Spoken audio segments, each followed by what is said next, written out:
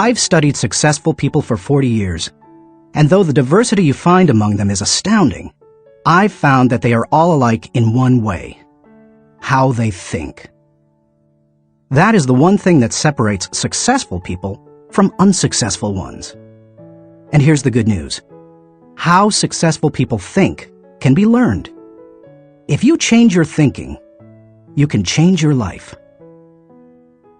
Why you should change your thinking. It's hard to overstate the value of changing your thinking. Good thinking can do many things for you: generate revenue, solve problems, and create opportunities. It can take you to a whole new level, personally and professionally. It really can change your life. Consider some things you need to know about changing your thinking. 1. Changed thinking is not automatic. Sadly, a change in thinking doesn't happen on its own. Good ideas rarely go out and find someone. If you want to find a good idea, you must search for it. If you want to become a better thinker, you need to work at it. And once you begin to become a better thinker, the good ideas keep coming. In fact, the amount of good thinking you can do at any time depends primarily on the amount of good thinking you are already doing. 2. Changed thinking is difficult. When you hear someone say, "Now this is just off the top of my head," expect dandruff. The only people who believe thinking is easy are those who don't habitually engage in it. Nobel Prize-winning physicist Albert Einstein, one of the best thinkers who ever lived, asserted, "Thinking is hard work. That's why so few do it." Because thinking is so difficult, you want to use anything you can to help you improve the process. 3. Changed thinking is worth the investment. Author Napoleon Hill observed, "More gold has been mined from the thoughts of man than has ever been taken from the earth." When you take the time to learn how to change your thinking and become a better thinker, you are investing in yourself. Gold mines tap out. Stock markets crash. Real estate investments can go sour, but a human mind with the ability to think well is like a diamond mine that never runs out. It's priceless. How to become a better thinker. Do you want to master the process of good thinking? Do you want to be a better thinker tomorrow than you are today? Then you need to engage in an ongoing process that improves your thinking. I recommend you do the following. 1. Expose yourself to good input. Good thinkers always prime the pump of ideas. They always look for things to get the thinking process started, because what you put in always impacts what comes out. Read books, review trade magazines, listen to tapes, and spend time with good thinkers. And when something intrigues you, whether it's someone else's idea or the seed of an idea that you've come up with yourself, keep it in front of you. Put it in writing and keep it somewhere in your favorite thinking place to stimulate your thinking. 2. Expose yourself to good thinkers. Spend time with the right people. As I worked on this section and bounced my ideas off of some key people so that my thoughts would be stretched, I realized something about myself. All of the people in my life whom I consider to be close friends or colleagues are thinkers. Now, I love all people. I try to be kind to everyone I meet, and I desire to add value to as many people as I can through conferences, books, audio lessons, etc. But the people I seek out and choose to spend time with all challenge me with their thinking and their actions. They are constantly trying to grow and learn. That's true of my wife Margaret, my close friends, and the executives who run my companies. Every one of them is a good thinker. The writer of Proverbs observed that sharp people sharpen one another, just as iron sharpens iron. If you want to be a sharp thinker, be around sharp people. 3. Choose to think good thoughts. To become a good thinker, you must become intentional about the thinking process. Regularly put yourself in the right place to think, shape, stretch, and land your thoughts. Make it a priority. Remember, thinking is a discipline. Recently, I had breakfast with Dan Cathy, the president of Chick-fil-A, a fast food chain headquartered in the Atlanta area. I told him that I was working on this book, and I asked him if he made thinking time a high priority. Not only did he say yes, but he told me about what he calls his thinking schedule. It helps him to fight the hectic pace of life that discourages intentional thinking. Dan says he sets aside time just to think for half a day every 2 weeks, for 1 whole day every month, and for 2 or 3 full days every year. Dan explains, "This helps me keep the main thing, since I am so easily distracted." You may want to do something similar, or you can develop a schedule and method of your own. No matter what you choose to do, go to your thinking place, take paper and pen, and make sure you capture your ideas in writing. 4. Act on your good thoughts. Ideas have a short shelf life. You must act on them before the expiration date. World War I flying ace Eddie Rickenbacker said it all when he remarked, "I can give you a 6-word formula for success. Think things through, then follow through." 5. Allow your emotions to create another good thought. To start the thinking process, you cannot rely on your feelings. In Failing Forward, I wrote that you can act your way into feeling long before you can feel your way into action. If you wait until you feel like doing something, you will likely never accomplish it. The same is true for thinking. You cannot wait until you feel like thinking to do it. However, I found that once you engage in the process of good thinking, you can use your emotions to feed the process and create mental momentum. Try it for yourself. After you go through the disciplined process of thinking and enjoy some success, allow yourself to savor the moment and try riding the mental energy of that success. If you're like me, it's likely to spur additional thoughts and productive ideas. 6. Repeat the process. One good thought does not make a good life. The people who have one good thought and try to ride it for an entire career often end up unhappy or destitute. They are the one-hit wonders, the one-book authors, the one-message speakers, the one-time inventors who spend their life struggling to protect or promote their single idea. Success comes to those who have an entire mountain of gold that they continually mine, not those who find one nugget and try to live on it for 50 years. To become someone who can mine a lot of gold, you need to keep repeating the process of good thinking. Putting yourself in the right place to think. Becoming a good thinker isn't overly complicated. It's a discipline.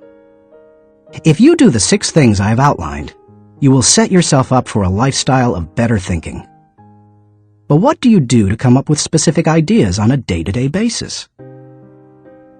I want to teach you the process that I've used to discover and develop good thoughts. It's certainly not the only one that works, but it has worked well for me. 1. Find a place to think your thoughts. If you go to your designated place to think, expecting to generate good thoughts, then eventually you will come up with some. Where is the best place to think? Everybody's different. Some people think best in the shower. Others, like my friend Dick Biggs, like to go to a park. For me, the best places to think are in my car, on planes, and in the spa. Ideas come to me in other places as well, such as when I'm in bed. I keep a special lighted writing pad on my nightstand for such times. I believe I often get thoughts because I make it a habit to frequently go to my thinking places. If you want to consistently generate ideas, you need to do the same thing. Find a place where you can think and plan to capture your thoughts on paper so that you don't lose them.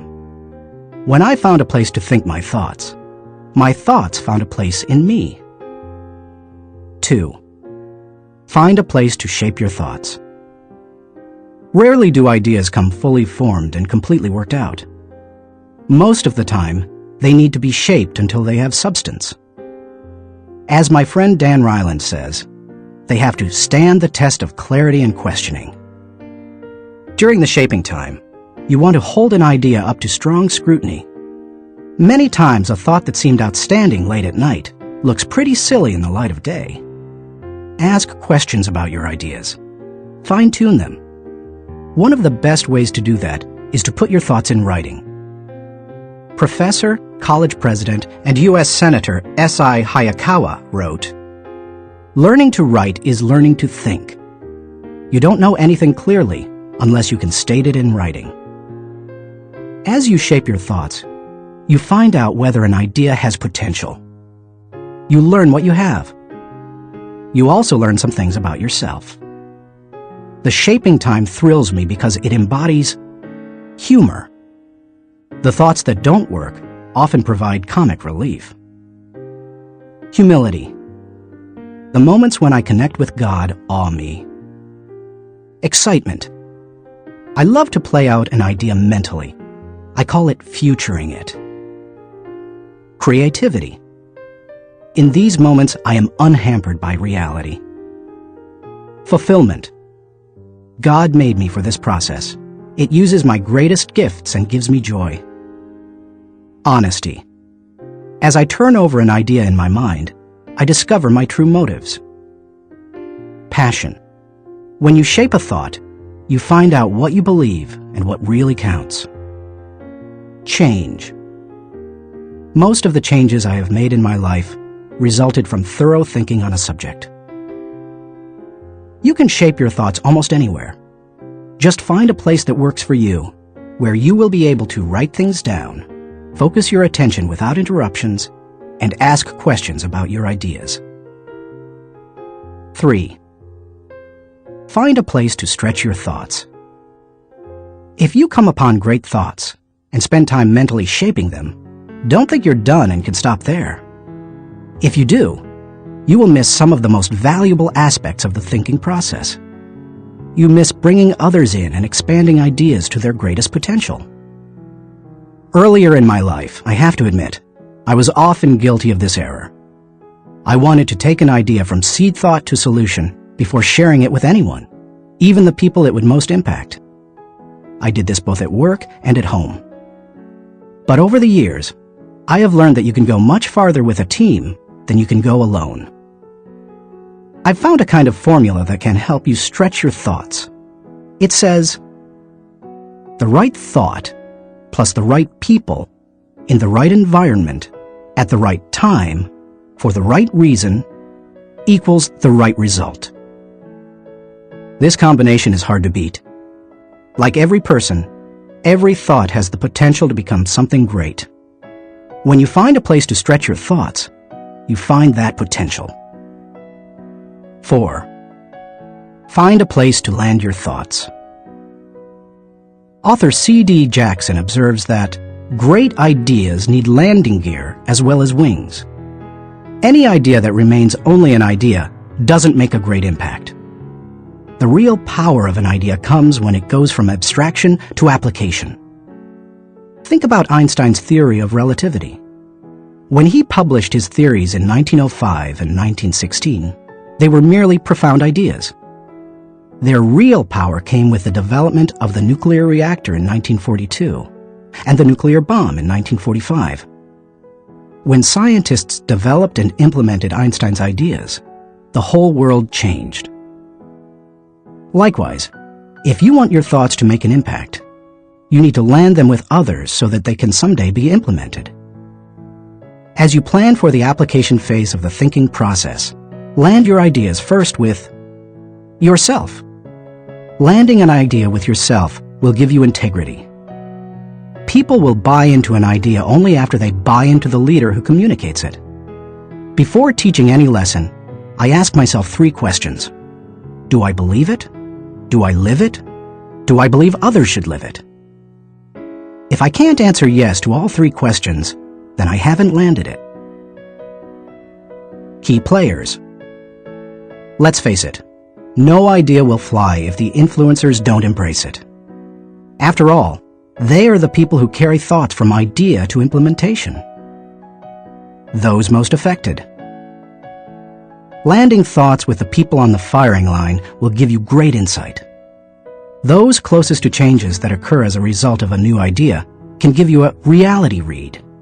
And that's important, because sometimes even when you've diligently completed the process of creating a thought, shaping it, and stretching it with other good thinkers, you can still miss the mark. 5. Find a place to fly your thoughts. French philosopher Henri-Louis Bergson, who won the Nobel Prize in Literature in 1927, asserted that a person should think like a man of action, act like a man of thought. What good is thinking if it has no application in real life? Thinking divorced from actions cannot be productive. Learning how to master the process of thinking well leads you to productive thinking.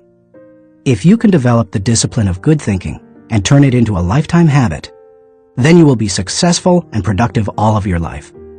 Once you've created, shaped, stretched, and landed your thoughts, then flying them can be fun and easy. Portrait of a good thinker. You often hear someone say that a colleague or friend is a good thinker, but that phrase means something different to everyone. To one person, it may mean having a high IQ, while to another, it could mean knowing a bunch of trivia, or being able to figure out who done it when reading a mystery novel. I believe that good thinking isn't just one thing. It consists of several specific thinking skills. Becoming a good thinker means developing those skills to the best of your ability. It doesn't matter whether you were born rich or poor. It doesn't matter if you have a third-grade education or possess a PhD. It doesn't matter if you suffer from multiple disabilities or you're the picture of health. No matter what your circumstances, you can learn to be a good thinker. All you must do is be willing to engage in the process every day. In Built to Last, Jim Collins and Jerry Porras describe what it means to be a visionary company, the kind of company that epitomizes the pinnacle of American business. They describe those companies this way: a visionary company is like a great work of art. Think of Michelangelo's scenes from Genesis on the ceiling of the Sistine Chapel, or his statue of David. Think of a great and enduring novel like Huckleberry Finn or Crime and Punishment. Think of Beethoven's Ninth Symphony or Shakespeare's Henry V. Think of a beautifully designed building like the masterpieces of Frank Lloyd Wright or Ludwig Mies van der Rohe. You can't point to any one single item that makes the whole thing work. It's the entire work, all the pieces working together to create an overall effect that leads to enduring greatness. Good thinking is similar. You need all the thinking pieces to become the kind of person who can achieve great things. Those pieces include the following 11 skills. Seeing the wisdom of big picture thinking. Unleashing the potential of focused thinking. Discovering the joy of creative thinking. Recognizing the importance of realistic thinking. Releasing the power of strategic thinking. Feeling the energy of possibility thinking.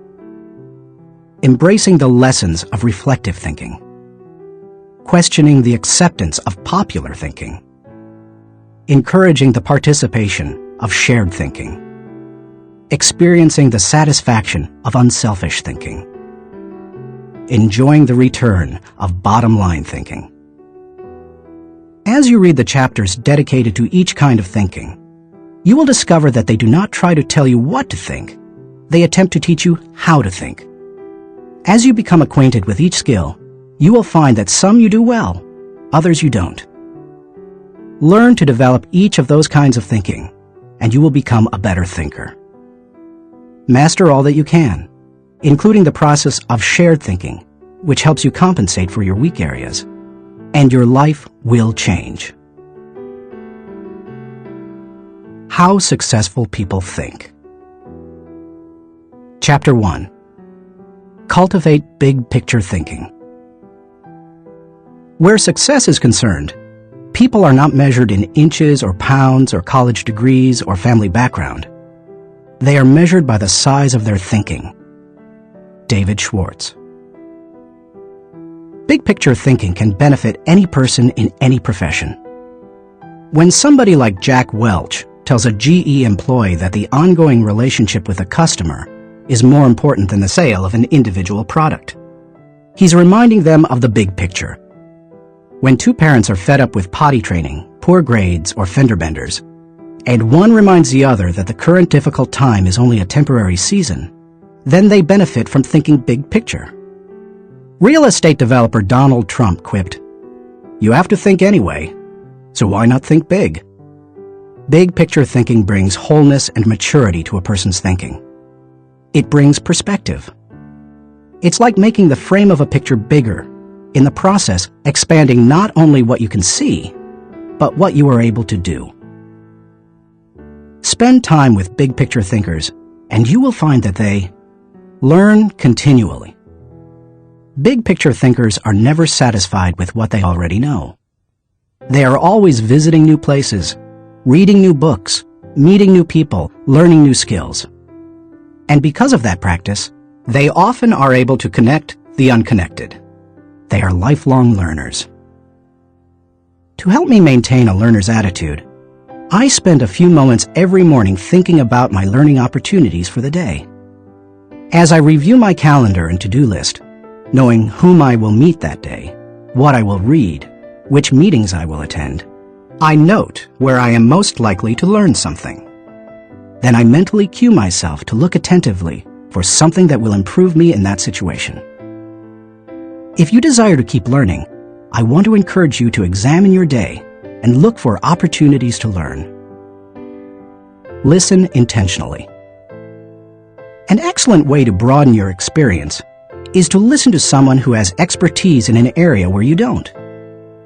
I search for such opportunities.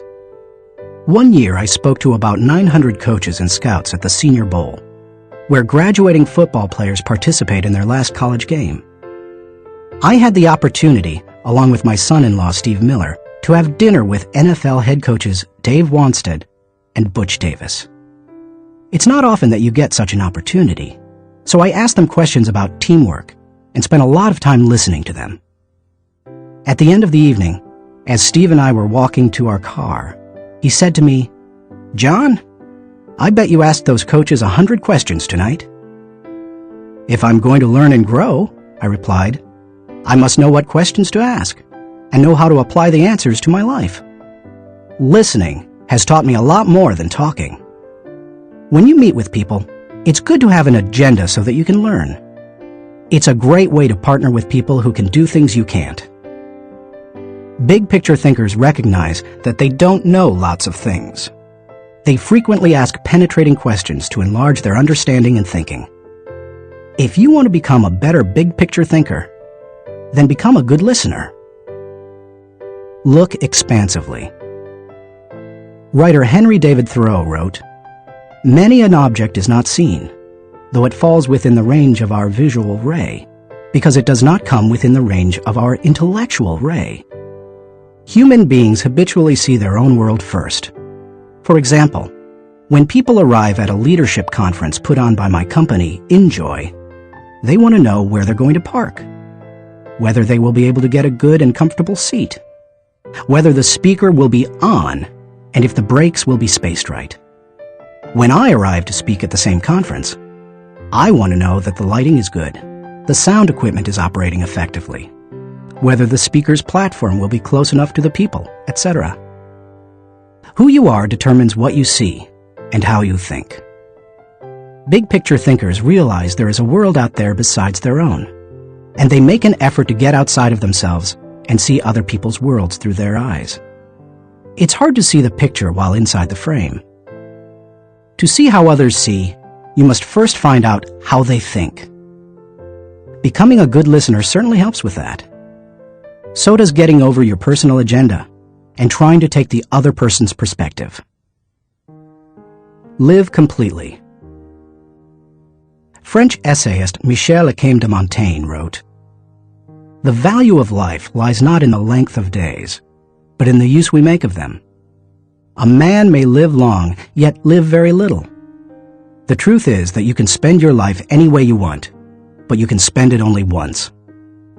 Becoming a big picture thinker can help you to live with wholeness, to live a very fulfilling life. People who see the big picture expand their experience because they expand their world. As a result, they accomplish more than narrow-minded people, and they experience fewer unwanted surprises too, because they are more likely to see the many components involved in any given situation: issues, people, relationships, timing, and values. They are also, therefore, usually more tolerant of other people and their thinking. Why you should receive the wisdom of big-picture thinking. Intuitively, you probably recognize big-picture thinking as beneficial. Few people want to be closed-minded. No one sets out to be that way. But just in case you're not completely convinced, consider several specific reasons why you should make the effort to become a better big-picture thinker. 1. Big-picture thinking allows you to lead. You can find many big-picture thinkers who aren't leaders, but you will find few leaders who are not big-picture thinkers. Leaders must be able to do many important things for their people. See the vision before their people do. They also see more of it. This allows them to size up situations, taking into account many variables. Leaders who see the big picture discern possibilities as well as problems to form a foundation to build the vision. Once leaders have done that, they can sketch a picture of where the team is going, including any potential challenges or obstacles. The goal of leaders shouldn't be merely to make their people feel good, but to help them be good and accomplish the dream. The vision, shown accurately, will allow leaders to show how the future connects with the past to make the journey more meaningful. When leaders recognize this need for connection and bridge it, then they can seize the moment when the timing is right. In leadership, when to move is as important as what you do. As Winston Churchill said, there comes a special moment in everyone's life, a moment for which that person was born. When he seizes it, it is his finest hour. Whether building roads, planning a trip, or moving in leadership, big picture thinking allows you to enjoy more success. People who are constantly looking at the whole picture have the best chance of succeeding in any endeavor. 2. Big picture thinking keeps you on target. Thomas Fuller, chaplain to Charles II of England, observed, "He that is everywhere is nowhere. To get things done, you need focus. However, to get the right things done, you also need to consider the big picture. Only by putting your daily activities in the context of the big picture will you be able to stay on target." As Alvin Toffler says, you've got to think about big things while you're doing small things, so that all the small things go in the right direction. 3. Big picture thinking allows you to see what others see. One of the most important skills you can develop in human relations is the ability to see things from the other person's point of view. It's one of the keys to working with clients, satisfying customers, maintaining a marriage, rearing children, helping those who are less fortunate, etc. All human interactions are enhanced by the ability to put yourself in another person's shoes. How? Look beyond yourself, your own interests, and your own world. When you work to consider an issue from every possible angle, examine it in the light of another's history, discover the interests and concerns of others, and try to set aside your own agenda, you begin to see what others see. And that is a powerful thing. 4. Big picture thinking promotes teamwork. If you participate in any kind of team activity, then you know how important it is that team members see the whole picture, not just their own part. Anytime a person doesn't know how his work fits with that of his teammates, then the whole team is in trouble. The better the grasp team members have of the big picture, the greater their potential to work together as a team. 5. Big picture thinking keeps you from being caught up in the mundane. Let's face it, some aspects of everyday life are absolutely necessary but thoroughly uninteresting. Big picture thinkers don't let the grind get to them, because they don't lose sight of the all-important overview. They know that the person who forgets the ultimate is a slave to the immediate. 6. Big picture thinking helps you to chart uncharted territory. Have you ever heard the expression, "We'll cross that bridge when we come to it"? That phrase undoubtedly was coined by someone who had trouble seeing the big picture.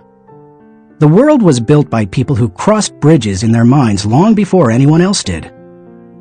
The only way to break new ground or move into uncharted territory is to look beyond the immediate and see the big picture. How to acquire the wisdom of big picture thinking. If you desire to seize new opportunities and open new horizons, then you need to add big picture thinking to your abilities. To become a good thinker, better able to see the big picture, keep in mind the following suggestions. 1. Don't strive for certainty. Big picture thinkers are comfortable with ambiguity. They don't try to force every observation or piece of data into pre-formulated mental cubbyholes. They think broadly and can juggle many seemingly contradictory thoughts in their minds. If you want to cultivate the ability to think big picture, then you must get used to embracing and dealing with complex and diverse ideas. 2. Learn from every experience. Big picture thinkers broaden their outlook by striving to learn from every experience. They don't rest on their successes, they learn from them. More importantly, they learn from their failures. They can do that because they remain teachable. Varied experiences, both positive and negative, help you see the big picture. The greater the variety of experience and success, the more potential to learn you have. If you desire to be a big picture thinker, then get out there and try a lot of things. Take a lot of chances, and take time to learn after every victory or defeat. 3. Gain insight from a variety of people. Big picture thinkers learn from their experiences, but they also learn from experiences they don't have. That is, they learn by receiving insight from others, from customers, employees, colleagues, and leaders. If you desire to broaden your thinking and see more of the big picture, then seek out counselors to help you. But be wise in whom you ask for advice. Gaining insight from a variety of people doesn't mean stopping anyone and everyone in hallways and grocery store lines and asking what they think about a given subject. Be selective.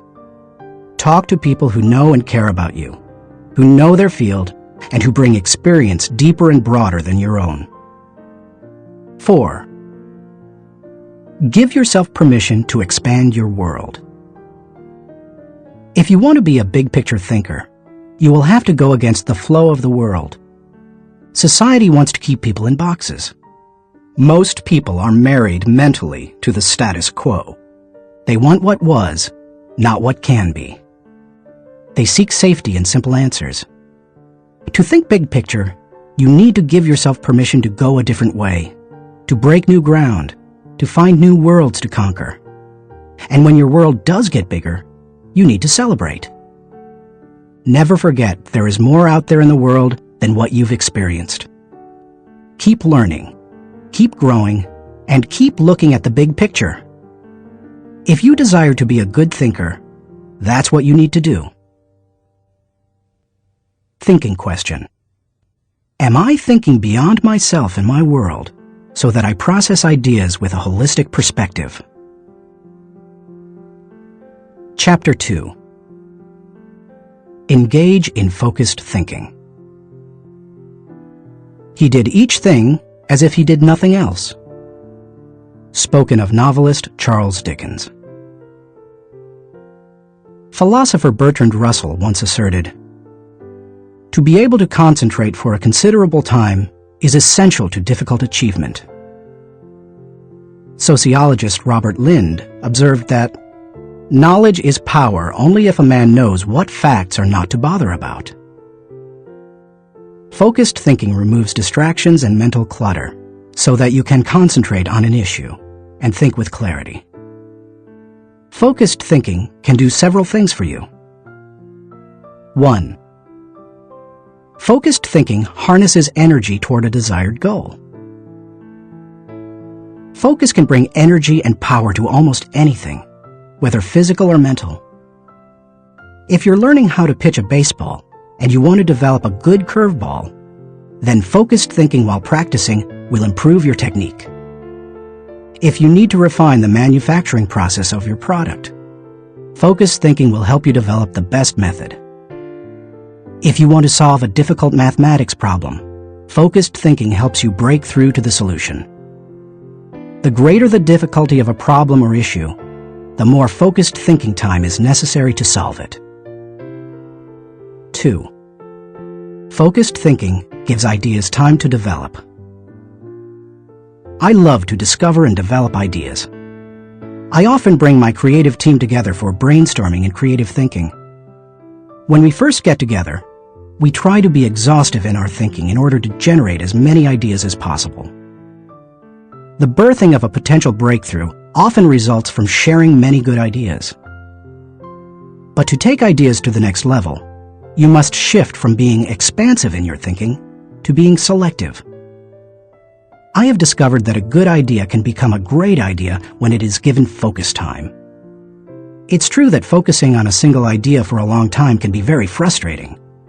I've often spent days focusing on a thought and trying to develop it, only to find that I could not improve the idea.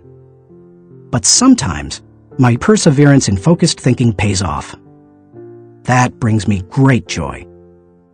And when focused thinking is at its best, not only does the idea grow, but so do I. 3. Focused thinking brings clarity to the target. I consider golf one of my favorite hobbies. It's a wonderfully challenging game. I like it because the objectives are so clear. Professor William Mobley of the University of South Carolina made the following observation about golf. One of the most important things about golf is the presence of clear goals. You see the pins, you know the par. It's neither too easy nor unattainable. You know your average score, and there are competitive goals. Competitive with par, with yourself, and others. These goals give you something to shoot at. In work, as in golf, goals motivate. One time on the golf course, I followed a golfer who neglected to put the pin back in the hole after he putted. Because I could not see my target, I couldn't focus properly. My focus quickly turned to frustration and to poor play. To be a good golfer, a person needs to focus on a clear target. The same is true in thinking. Focus helps you to know the goal and to achieve it. 4. Focused thinking will take you to the next level. No one achieves greatness by becoming a generalist. You don't hone a skill by diluting your attention to its development. The only way to get to the next level is to focus.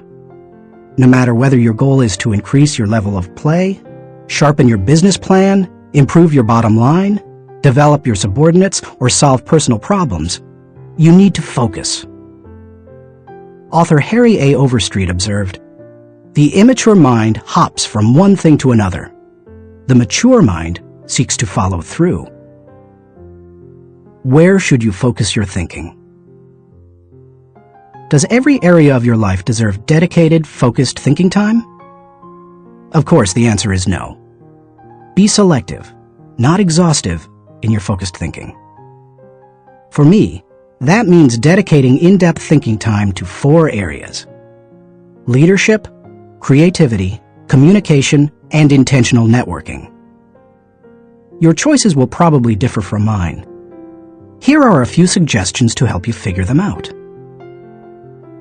Identify your priorities.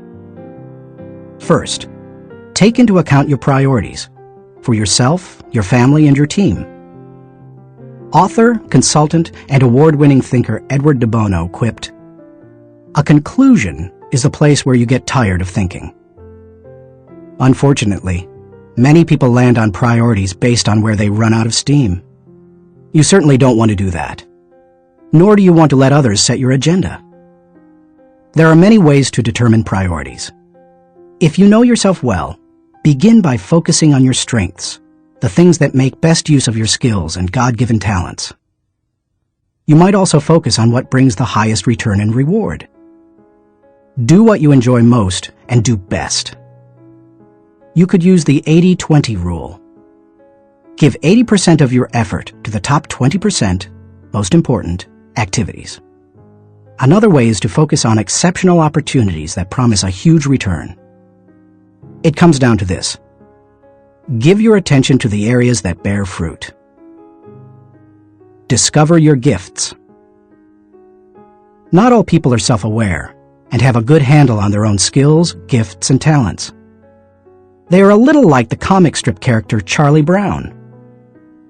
One day after striking out in a baseball game, he says, "Rats! I'll never be a big league player. I just don't have it. All my life I've dreamed of playing in the big leagues, but I'll never make it."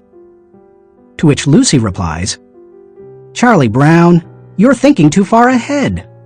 What you need to do is set more immediate goals for yourself." For a moment, Charlie Brown sees a ray of hope.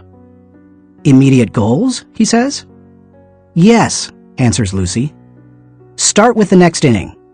When you go out to pitch, see if you can walk out to the mound without falling down." I've met many individuals who grew up in a household full of Lucys. They received little encouragement or affirmation, and as a result, seem at a loss for direction. If you have that kind of background, you need to work extra hard to figure out what your gifts are. Take a personality profile such as DISC or Myers-Briggs. Interview positive friends and family members to see where they think you shine.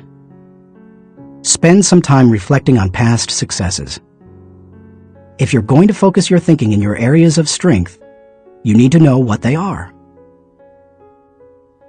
Develop your dream.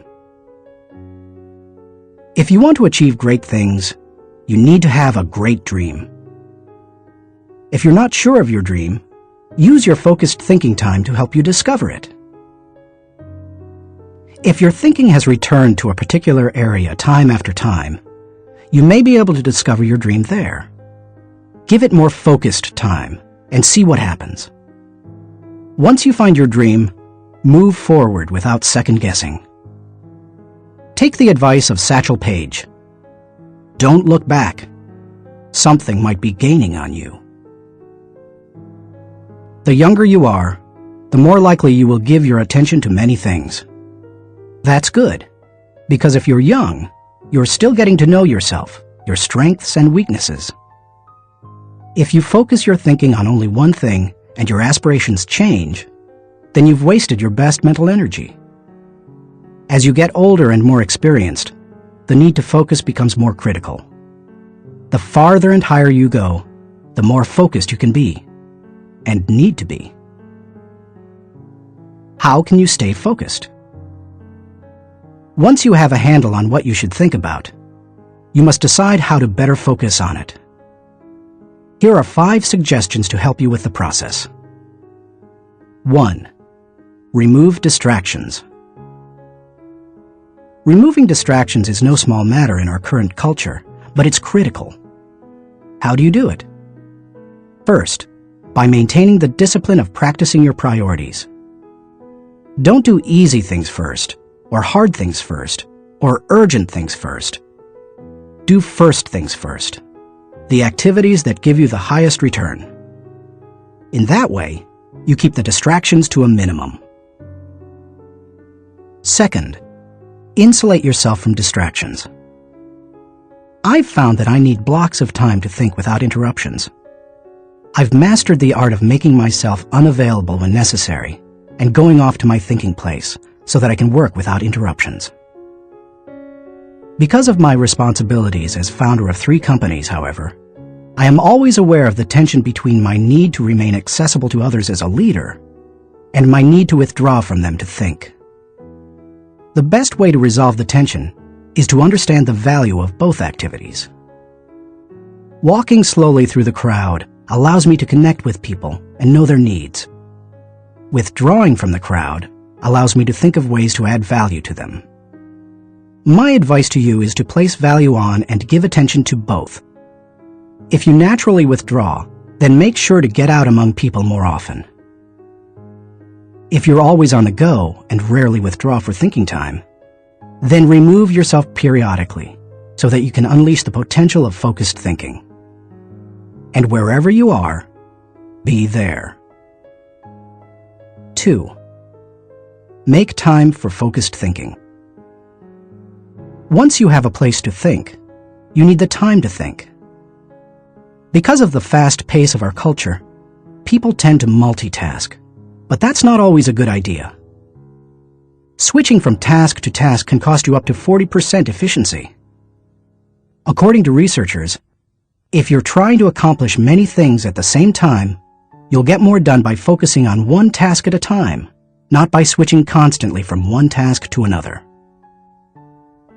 Years ago, I realized that my best thinking time occurs in the morning. Whenever possible, I reserve my mornings for thinking and writing. One way to gain time for focused thinking is to impose upon yourself a rule that one company implemented. Don't allow yourself to look at email until after 10 a.m. Instead, focus your energies on your number one priority. Put non-productive time wasters on hold so that you can create thinking time for yourself. 3. Keep items of focus before you. Ralph Waldo Emerson, the great transcendental thinker, believed, concentration is the secret of strength in politics, in war, in trade, in short, in all management of human affairs. To help me concentrate on the things that matter, I work to keep important items before me. One way is to ask my assistant, Linda Eggers, to keep bringing it up, asking me about it, giving me additional information in reference to it. I'll also keep a file or page on my desk so that I see it every day as I work. That strategy has successfully helped me for 30 years to stimulate and sharpen ideas. If you've never done it, I recommend that you try it. I'll tell you more about it in the section on reflective thinking. 4. Set goals. I believe goals are important. The mind will not focus until it has clear objectives. But the purpose of goals is to focus your attention and give you direction, not to identify a final destination. As you think about your goals, note that they should be clear enough to be kept in focus, close enough to be achieved, helpful enough to change lives. Those guidelines will get you going. And be sure to write down your goals. If they're not written, I can almost guarantee that they're not focused enough. And if you really want to make sure they're focused, take the advice of David Belasco, who says, "If you can't write your idea on the back of my business card, you don't have a clear idea." Even if you look back years from now and think your goals were too small, they will have served their purpose if they provide you with direction. 5. Question your progress. Take a good look at yourself from time to time to see whether you are actually making progress. That is the most accurate measure of whether you are making the best use of focused thinking.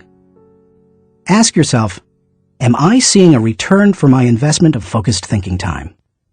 Is what I am doing getting me closer to my goals? Am I headed in a direction that helps me to fulfill my commitments, maintain my priorities, and realize my dreams? What are you giving up to go up? No one can go to the highest level and remain a generalist. My dad used to say, "Find the one thing you do well and don't do anything else." I've found that to do well at a few things, I've had to give up many things.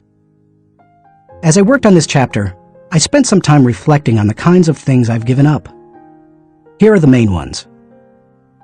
I can't know everyone.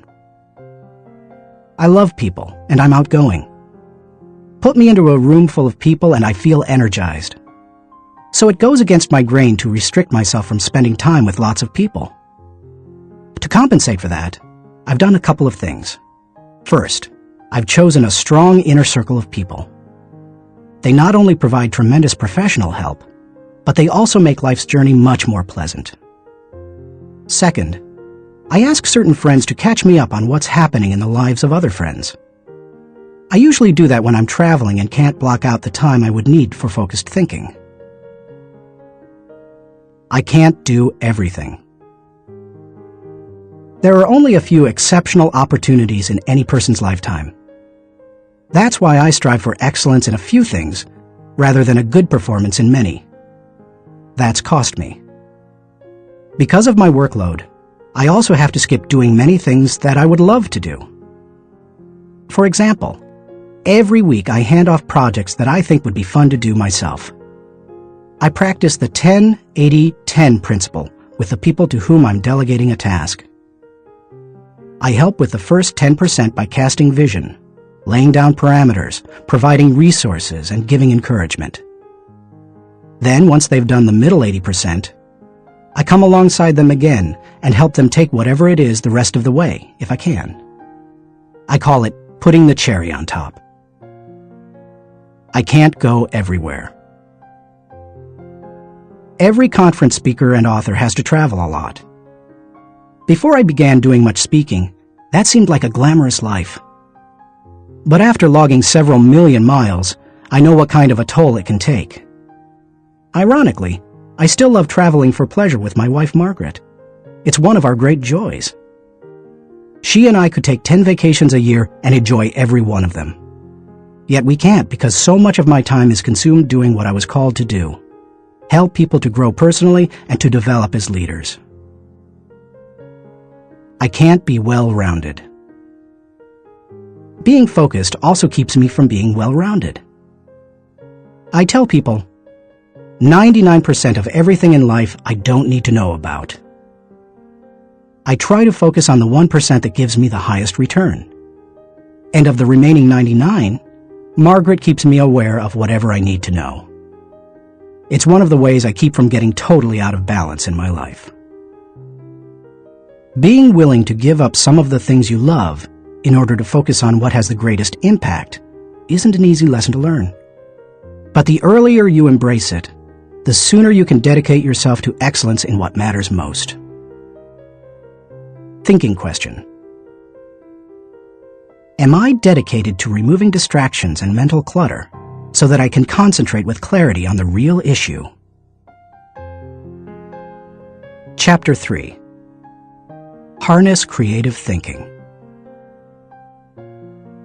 The joy is in creating, not maintaining. Vince Lombardi, NFL Hall of Fame coach. Creativity is pure gold, no matter what you do for a living. Annette Moser-Wellman, author of The 5 Faces of Genius, asserts, "The most valuable resource you bring to your work and to your firm is your creativity. More than what you get done, more than the role you play, more than your title, more than your output, it's your ideas that matter." Despite the importance of a person's ability to think with creativity, few people seem to possess the skill in abundance. If you're not as creative as you would like to be, you can change your way of thinking. Creative thinking isn't necessarily original thinking. In fact, I think people mythologize original thought. Most often, creative thinking is a composite of other thoughts discovered along the way. Even the great artists, whom we consider highly original, learned from their masters, modeled their work on that of others, and brought together a host of ideas and styles to create their own work. Study art, and you will see threads that run through the work of all artists and artistic movements, connecting them to other artists who went before them. Characteristics of creative thinkers. Perhaps you're not even sure what I mean when I ask whether you are a creative thinker. Consider some characteristics that creative thinkers have in common. Creative thinkers value ideas. Annette Moser-Wellman observes, "Highly creative people are dedicated to ideas. They don't rely on their talent alone. They rely on their discipline.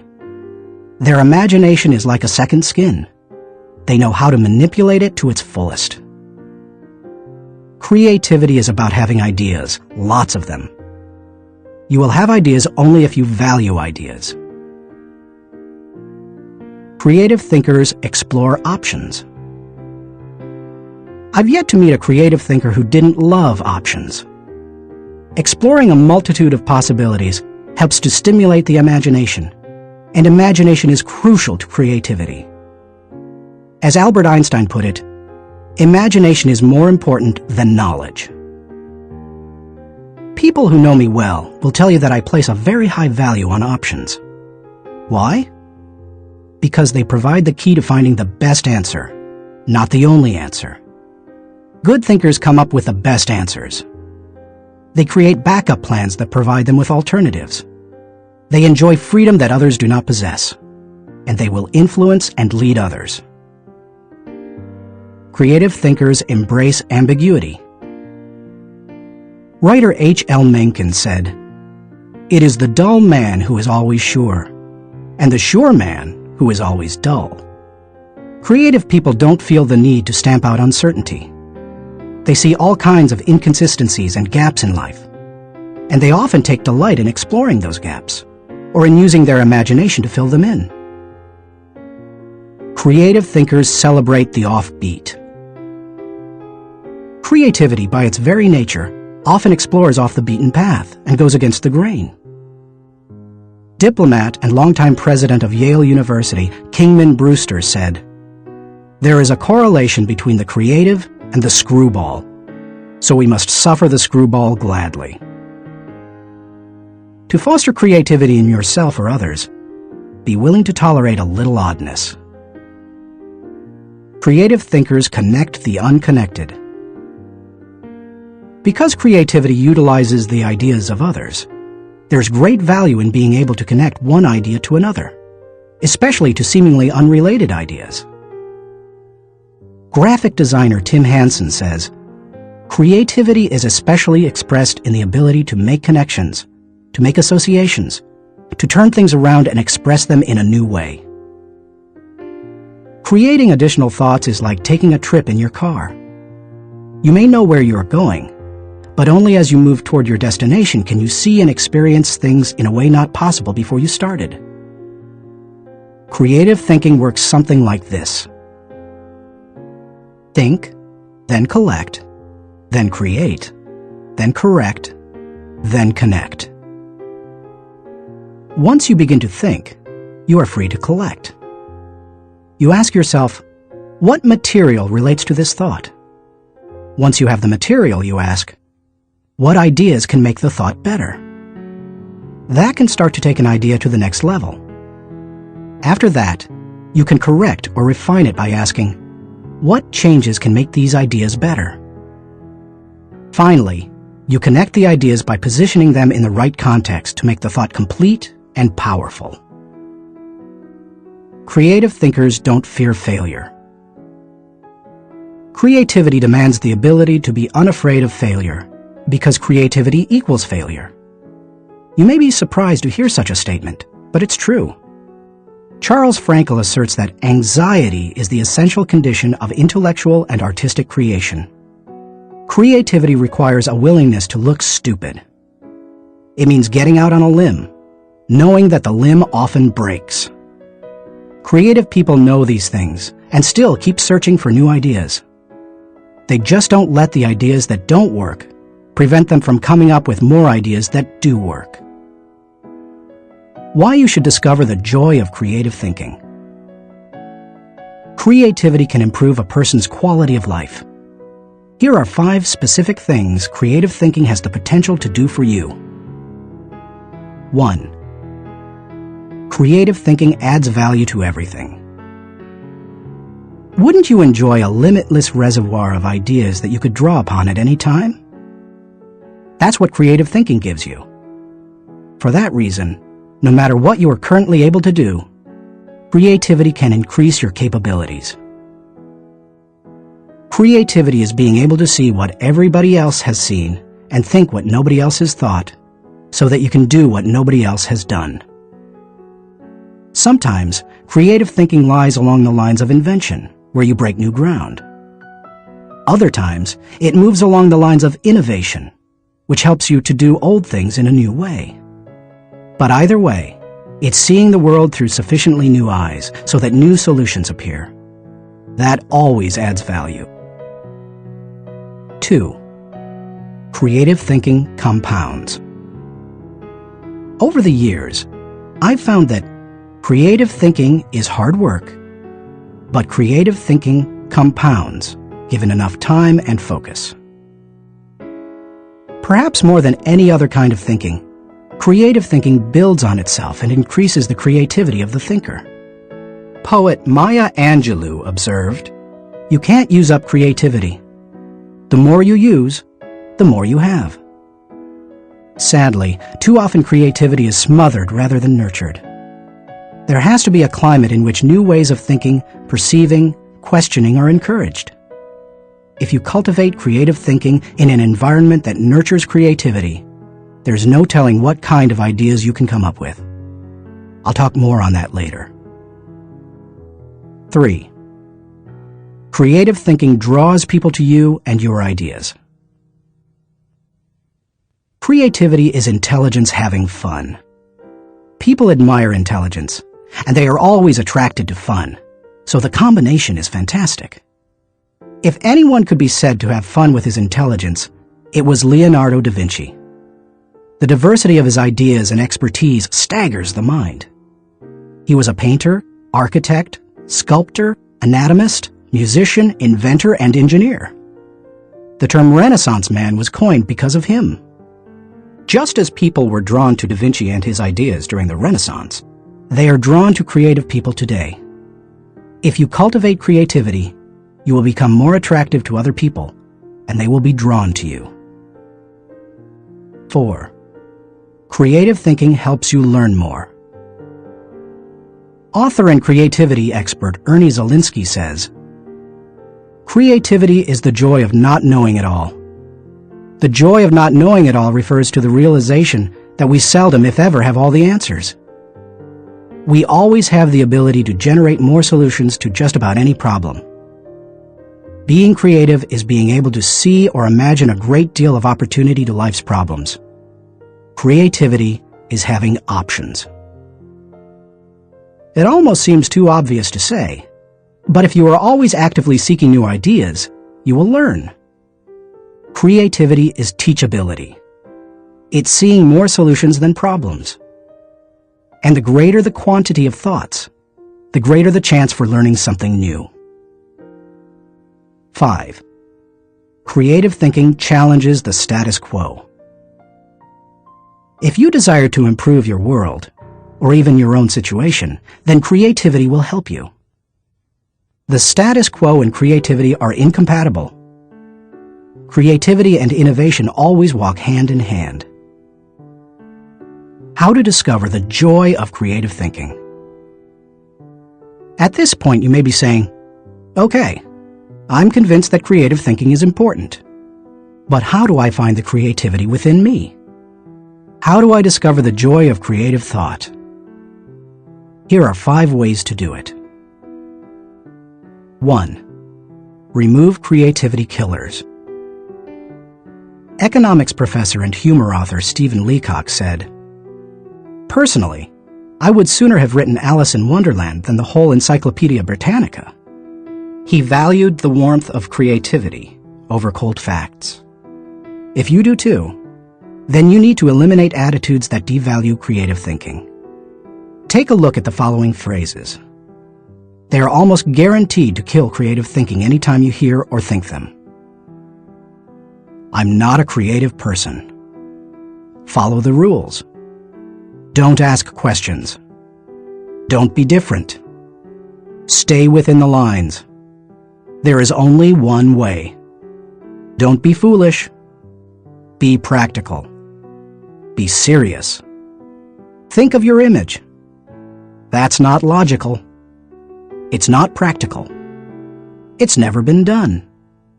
"It can't be done." "It didn't work for them." "We tried that before." "It's too much work." "We can't afford to make a mistake." "It will be too hard to administer." "We don't have the time." "We don't have the money." "Yes, but..." Play is frivolous. Failure is final.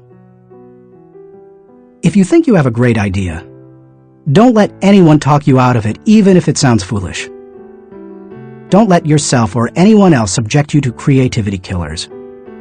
After all, you can't do something new and exciting if you force yourself to stay in the same old rut. Don't just work harder at the same old thing. Make a change. 2. Think creatively by asking the right questions. Creativity is largely a matter of asking the right questions. Management trainer Sir Anthony Jay said, "The uncreative mind can spot wrong answers, but it takes a creative mind to spot wrong questions." Wrong questions shut down the process of creative thinking. They direct thinkers down the same old path, or they chide them into believing that thinking isn't necessary at all. To stimulate creative thinking, ask yourself questions such as, why must it be done this way? What is the root problem? What are the underlying issues? What does this remind me of? What is the opposite? What metaphor or symbol helps to explain it? Why is it important? What's the hardest or most expensive way to do it? Who has a different perspective on this? What happens if we don't do it at all? You get the idea. And you can probably come up with better questions yourself. Physicist Tom Hirschfeld observed, "If you don't ask why this often enough, somebody will ask, why you?" If you want to think creatively, you must ask good questions. You must challenge the process. 3. Develop a creative environment. Charlie Brower said, "A new idea is delicate. It can be killed by a sneer or a yawn. It can be stabbed to death by a quip and worried to death by a frown on the right man's brow. Negative environments kill thousands of great ideas every minute." A creative environment, on the other hand, becomes like a greenhouse where ideas get seeded, sprout up, and flourish. A creative environment encourages creativity. David Hills says, "Studies of creativity suggest that the biggest single variable of whether or not employees will be creative is whether they perceive they have permission. When innovation and good thinking are openly encouraged and rewarded, then people see that they have permission to be creative." A creative environment places a high value on trust among team members and individuality. Creativity always risks failure. That's why trust is so important to creative people. In the creative process, trust comes from people working together, from knowing that people on the team have experience launching successful, creative ideas, and from the assurance that creative ideas won't go to waste because they will be implemented. A creative environment embraces those who are creative. Creative people celebrate the offbeat. How should creative people be treated? I take the advice of Tom Peters. Weed out the dullards, nurture the nuts. I do that by spending time with them, which I enjoy anyway. I especially like to pull people into brainstorming sessions. People look forward to an invitation to such meetings because the time will be filled with energy, ideas, and laughter. And the odds are high that a new project, seminar, or business strategy will result. When that happens, they also know a party's coming. A creative environment focuses on innovation, not just invention. Sam Weston, creator of the popular action figure G.I. Joe, said, "Truly groundbreaking ideas are rare, but you don't necessarily need one to make a career out of creativity." My definition of creativity is the logical combination of two or more existing elements that result in a new concept. The best way to make a living with your imagination is to develop innovative applications, not imagine completely new concepts. Creative people say, "Give me a good idea, and I'll give you a better idea." A creative environment is willing to let people go outside the lines. Most people automatically stay within lines, even if those lines have been arbitrarily drawn or are terribly out of date. Remember, most limitations we face are not imposed on us by others. We place them on ourselves. Lack of creativity often falls into that category. If you want to be more creative, challenge boundaries. Inventor Charles Kettering said, "All human development, no matter what form it takes, must be outside the rules. Otherwise, we would never have anything new." A creative environment takes that into account. A creative environment appreciates the power of a dream. A creative environment promotes the freedom of a dream. A creative environment encourages the use of a blank sheet of paper and the question, if we could draw a picture of what we want to accomplish, what would that look like? A creative environment allowed Martin Luther King Jr. to speak with passion and declare to millions, "I have a dream," not "I have a goal." Goals may give focus, but dreams give power. Dreams expand the world.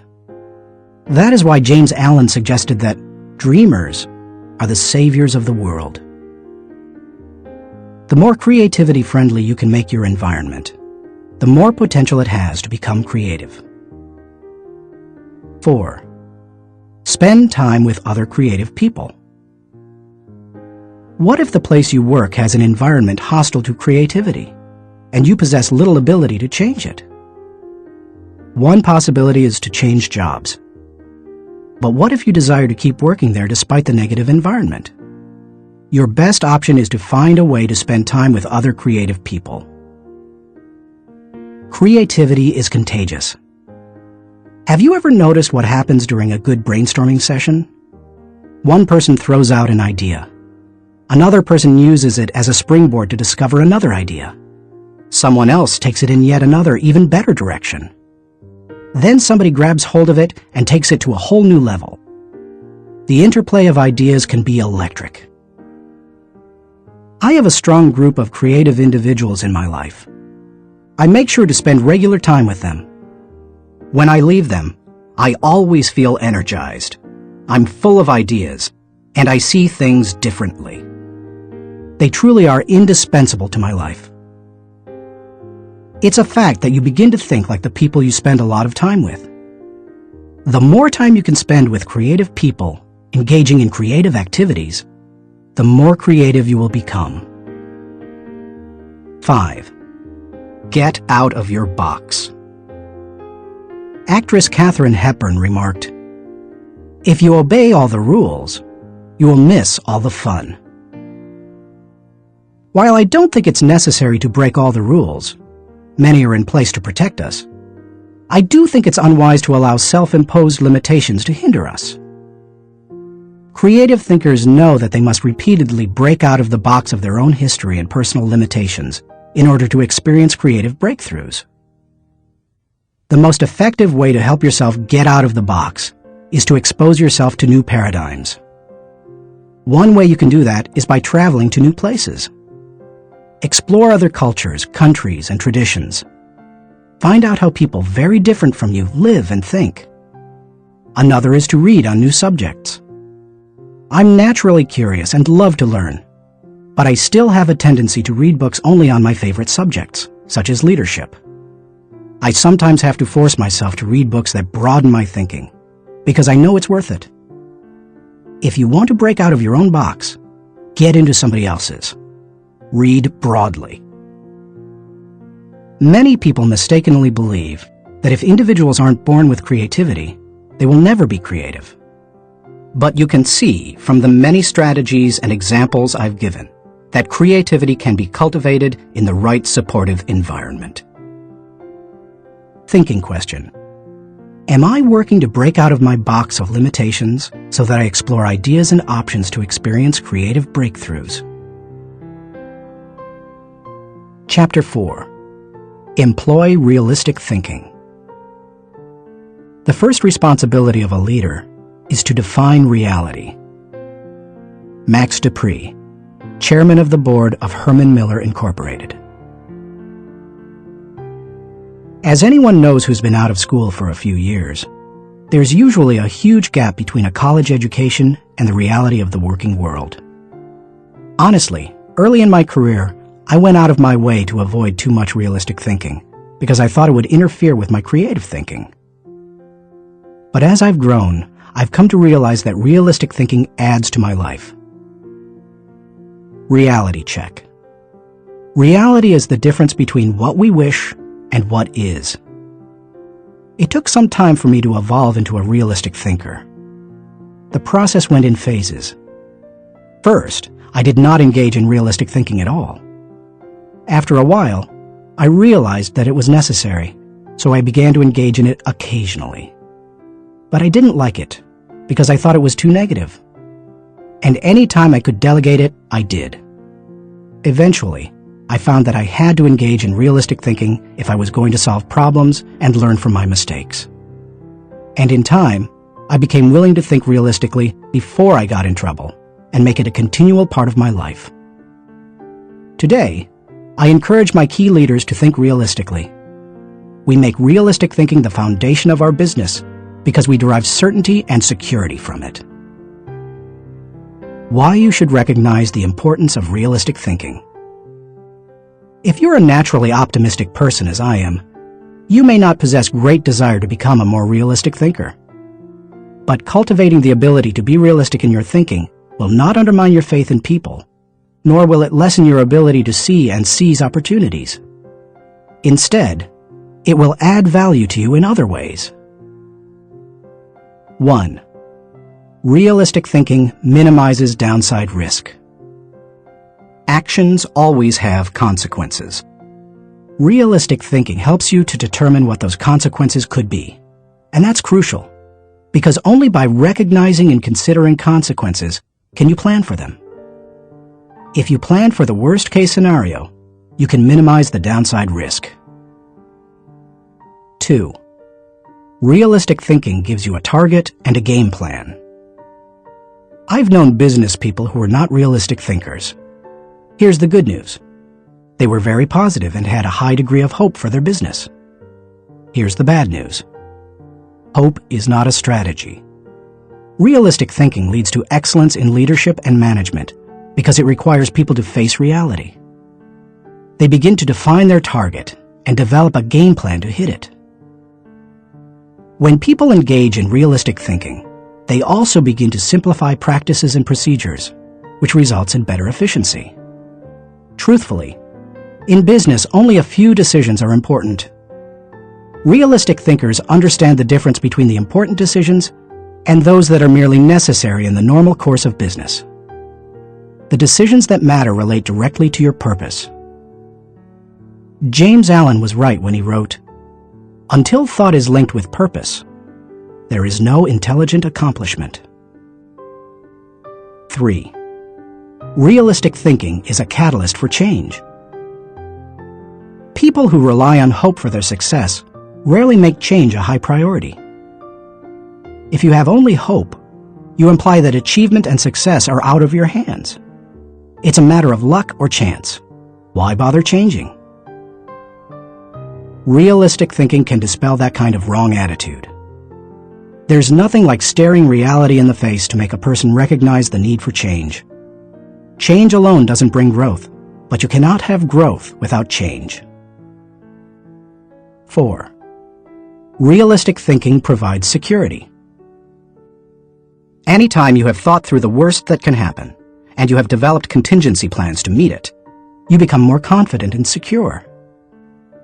It's reassuring to know that you are unlikely to be surprised. Disappointment is the difference between expectations and reality. Realistic thinking minimizes the difference between the two. 5. Realistic thinking gives you credibility. Realistic thinking helps people to buy into the leader and his or her vision. Leaders continually surprised by the unexpected soon lose credibility with their followers. On the other hand, leaders who think realistically and plan accordingly position their organizations to win. That gives their people confidence in them. The best leaders ask realistic questions before casting vision. They ask themselves things like, is it possible? Does this dream include everyone or just a few? Have I identified and articulated the areas that will make this dream difficult to achieve? 6. Realistic thinking provides a foundation to build on. Thomas Edison observed, "The value of a good idea is in using it." The bottom line on realistic thinking is that it helps you to make an idea usable by taking away the wish factor. Most ideas and efforts don't accomplish their intended results because they rely too much on what we wish rather than what is. You can't build a house in midair. It needs a solid foundation. Ideas and plans are the same. They need something concrete on which to build. Realistic thinking provides that solid foundation. 7. Realistic thinking is a friend to those in trouble. If creativity is what you would do if you were unafraid of the possibility of failure, then reality is dealing with failure if it does happen. Realistic thinking gives you something concrete to fall back on during times of trouble, which can be very reassuring. Certainty in the midst of uncertainty brings stability. 8. Realistic thinking brings the dream to fruition. British novelist John Galsworthy wrote, "Idealism increases in direct proportion to one's distance from the problem. If you don't get close enough to a problem, you can't tackle it. If you don't take a realistic look at your dream and what it will take to accomplish it, you will never achieve it." Realistic thinking helps to pave the way for bringing any dream to fruition. How to recognize the importance of realistic thinking. Because I'm naturally optimistic rather than realistic, I've had to take concrete steps to improve my thinking in this area. Here are 5 things I do to improve my realistic thinking. 1. Develop an appreciation for truth. I could not develop as a realistic thinker until I gained an appreciation for realistic thinking. And that means learning to look at and enjoy truth. President Harry S. Truman said, "I never give them hell. I just tell the truth, and they think it is hell." That's the way many people react to truth. People tend to exaggerate their success and minimize their failures or deficiencies. They live according to Ruckert's law, believing there is nothing so small that it can't be blown out of proportion. Unfortunately, many people today could be described by a quote from Winston Churchill. "Men occasionally stumble over the truth, but most pick themselves up and hurry off as if nothing has happened."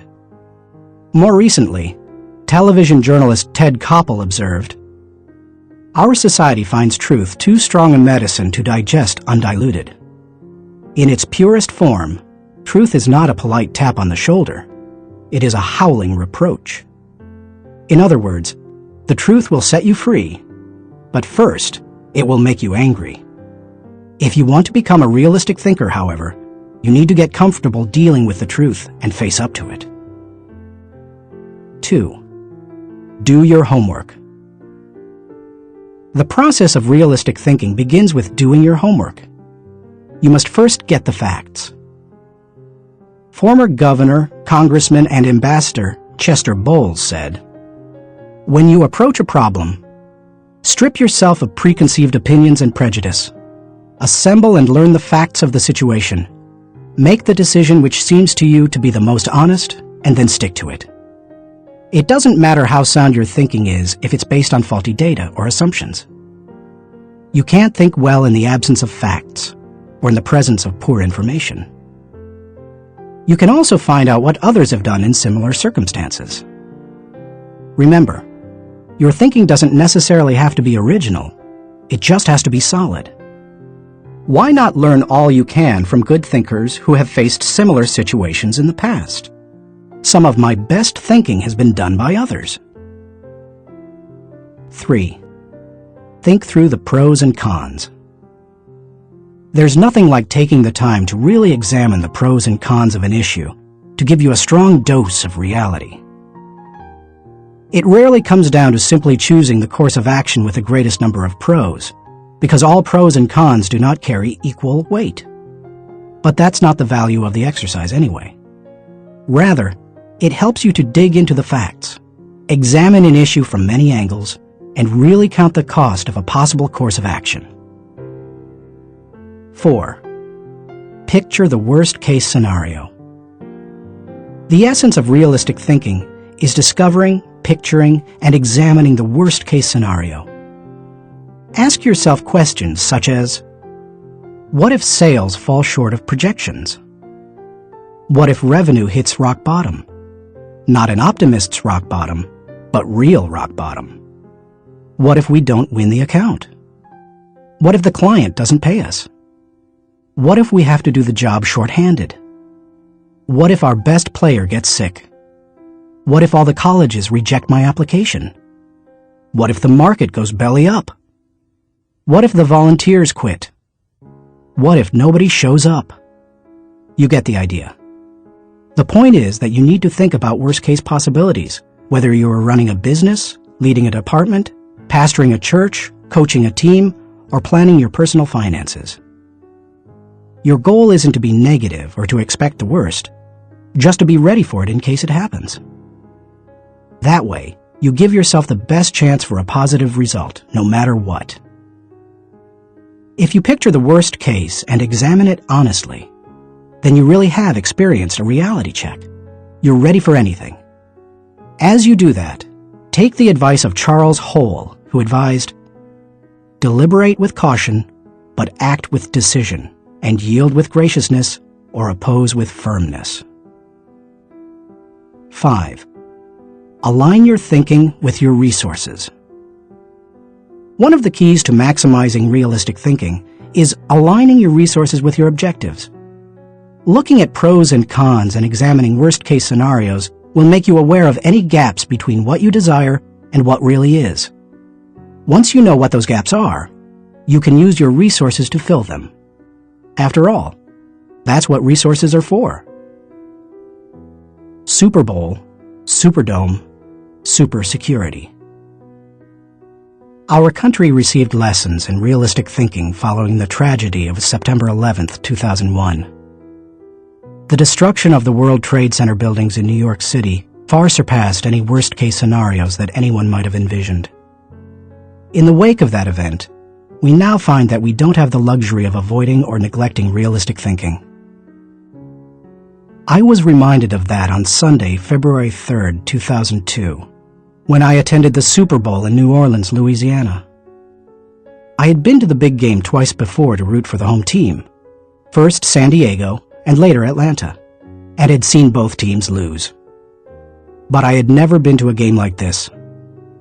The occasion had been designated a national security special event. That meant that the U.S. Secret Service would be overseeing it. Military personnel would work with local law enforcement, and security would be of the highest caliber. The Secret Service brought in several hundred agents and secured the area. In preparation for the game, access to the Superdome was highly restricted, with intensified screening. Officials blocked off roads, closed the nearby interstate, and designated the area a no-fly zone. We arrived early at the Dome. Officials suggested fans arrive up to 5 hours ahead of game time, and we immediately saw evidence of the precautionary measures. 8-foot fences surrounded the whole area, and concrete barriers prevented unauthorized vehicles from getting close to the building. We could see sharpshooters positioned at various locations, including on the roof of some adjacent buildings. When we reached a gate, police officers and security personnel patted us down and examined everyone's belongings. After that, they directed us to go through metal detectors. Only then did they allow us into the stadium. That's all well and good, you may be saying. But what would have happened had there been a terrorist attack?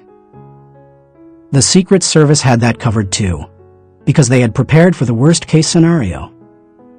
Evacuation plans had been put into place, and personnel at the Superdome had been drilled to make sure everyone knew what to do in case of an emergency. New Orleans Mayor Mark Morial said the day before the Super Bowl, "We want to send a message to all visitors that New Orleans is going to be the safest place in America." We got the message, we didn't feel the least bit worried. That's what happens when leaders recognize the importance of realistic thinking.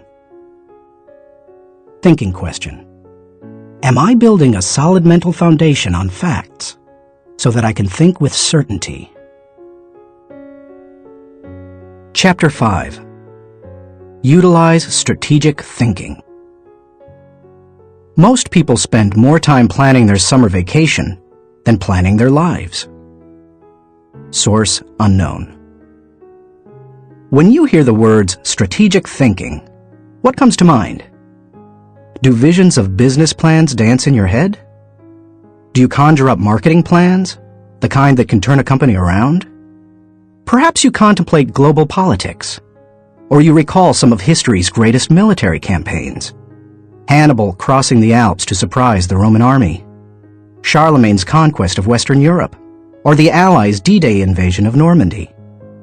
Perhaps, but strategy doesn't have to be restricted to military action, or even to business. Strategic thinking can make a positive impact on any area of life. Plan your life, live your plan. I've observed that most people try to plan their lives one day at a time. They wake up, make up their to-do list, and dive into action. Although some people aren't even that strategic. Fewer individuals plan their lives 1 week at a time. They review their calendar for the week, check their appointments, review their goals, and then get to work. They generally outachieve most of their daily planning colleagues. I try to take planning one step further. At the beginning of every month, I spend half a day working on my calendar for the next 40 days. 40 days works for me rather than just 30.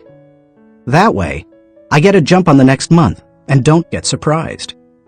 I begin by reviewing my travel schedule and planning activities with my family. Then I review what projects, lessons, and other objectives I want to accomplish during those 5 to 6 weeks. Then I start blocking out days and times for thinking, writing, working, meeting with people, etc.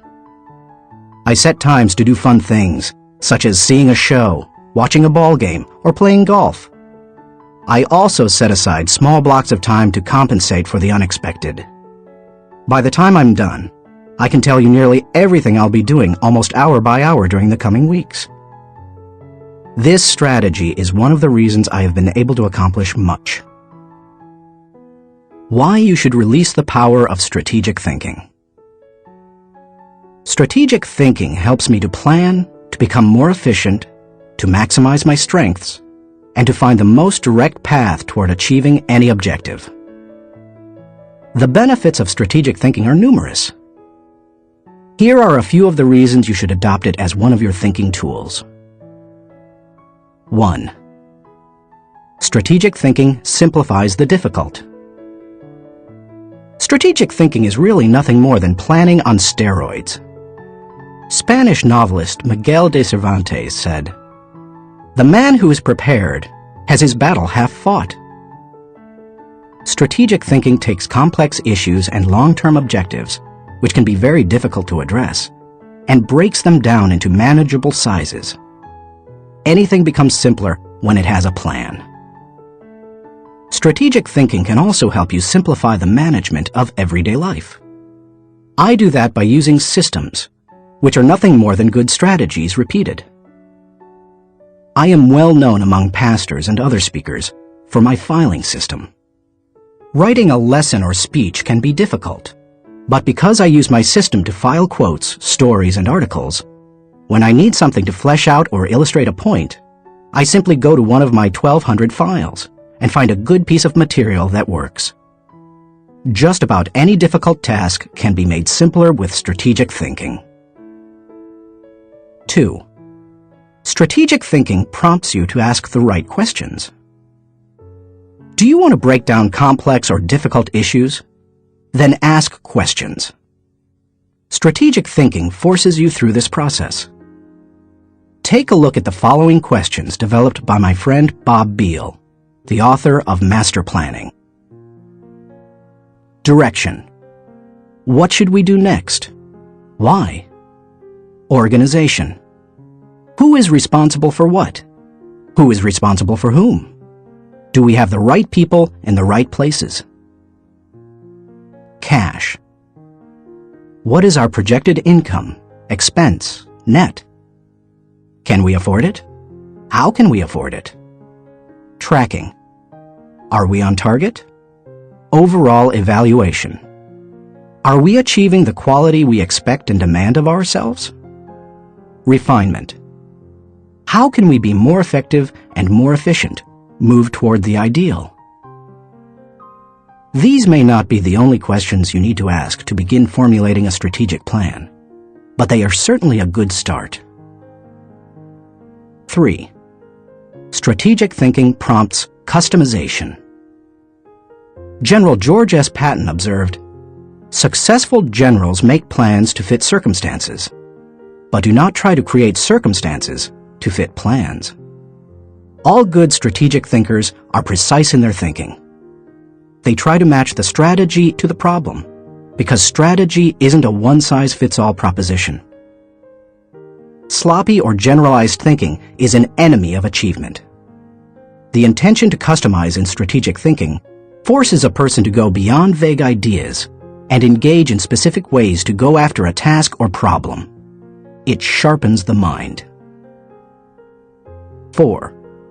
Strategic thinking prepares you today for an uncertain tomorrow. Strategic thinking is the bridge that links where you are to where you want to be. It gives direction and credibility today and increases your potential for success tomorrow. It is, as Mary Webb suggests, like saddling your dreams before you ride them. 5. Strategic thinking reduces the margin of error. Anytime you shoot from the hip or go into a totally reactive mode, you increase your margin for error.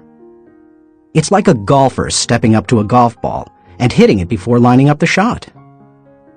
Misaligning a shot by just a few degrees can send the ball 100 yards off target. Strategic thinking, however, greatly reduces that margin for error. It lines up your actions with your objectives, just as lining up a shot in golf helps you to put the ball closer to the pin. The better aligned you are with your target, the better the odds that you will be going in the right direction. 6. Strategic thinking gives you influence with others. One executive confided in another, "Our company has a short-range plan and a long-range plan. Our short-range plan is to stay afloat long enough to make it to our long-range plan." That's hardly a strategy, yet that's the position where some business leaders put themselves. There's more than one problem with neglecting strategic thinking in that way.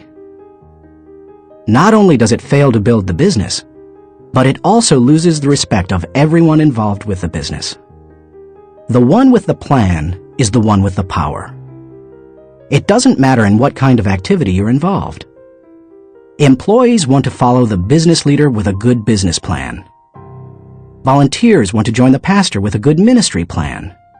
Children want to be with the adult who has the well-thought-out vacation plan. If you practice strategic thinking, others will listen to you, and they will want to follow you.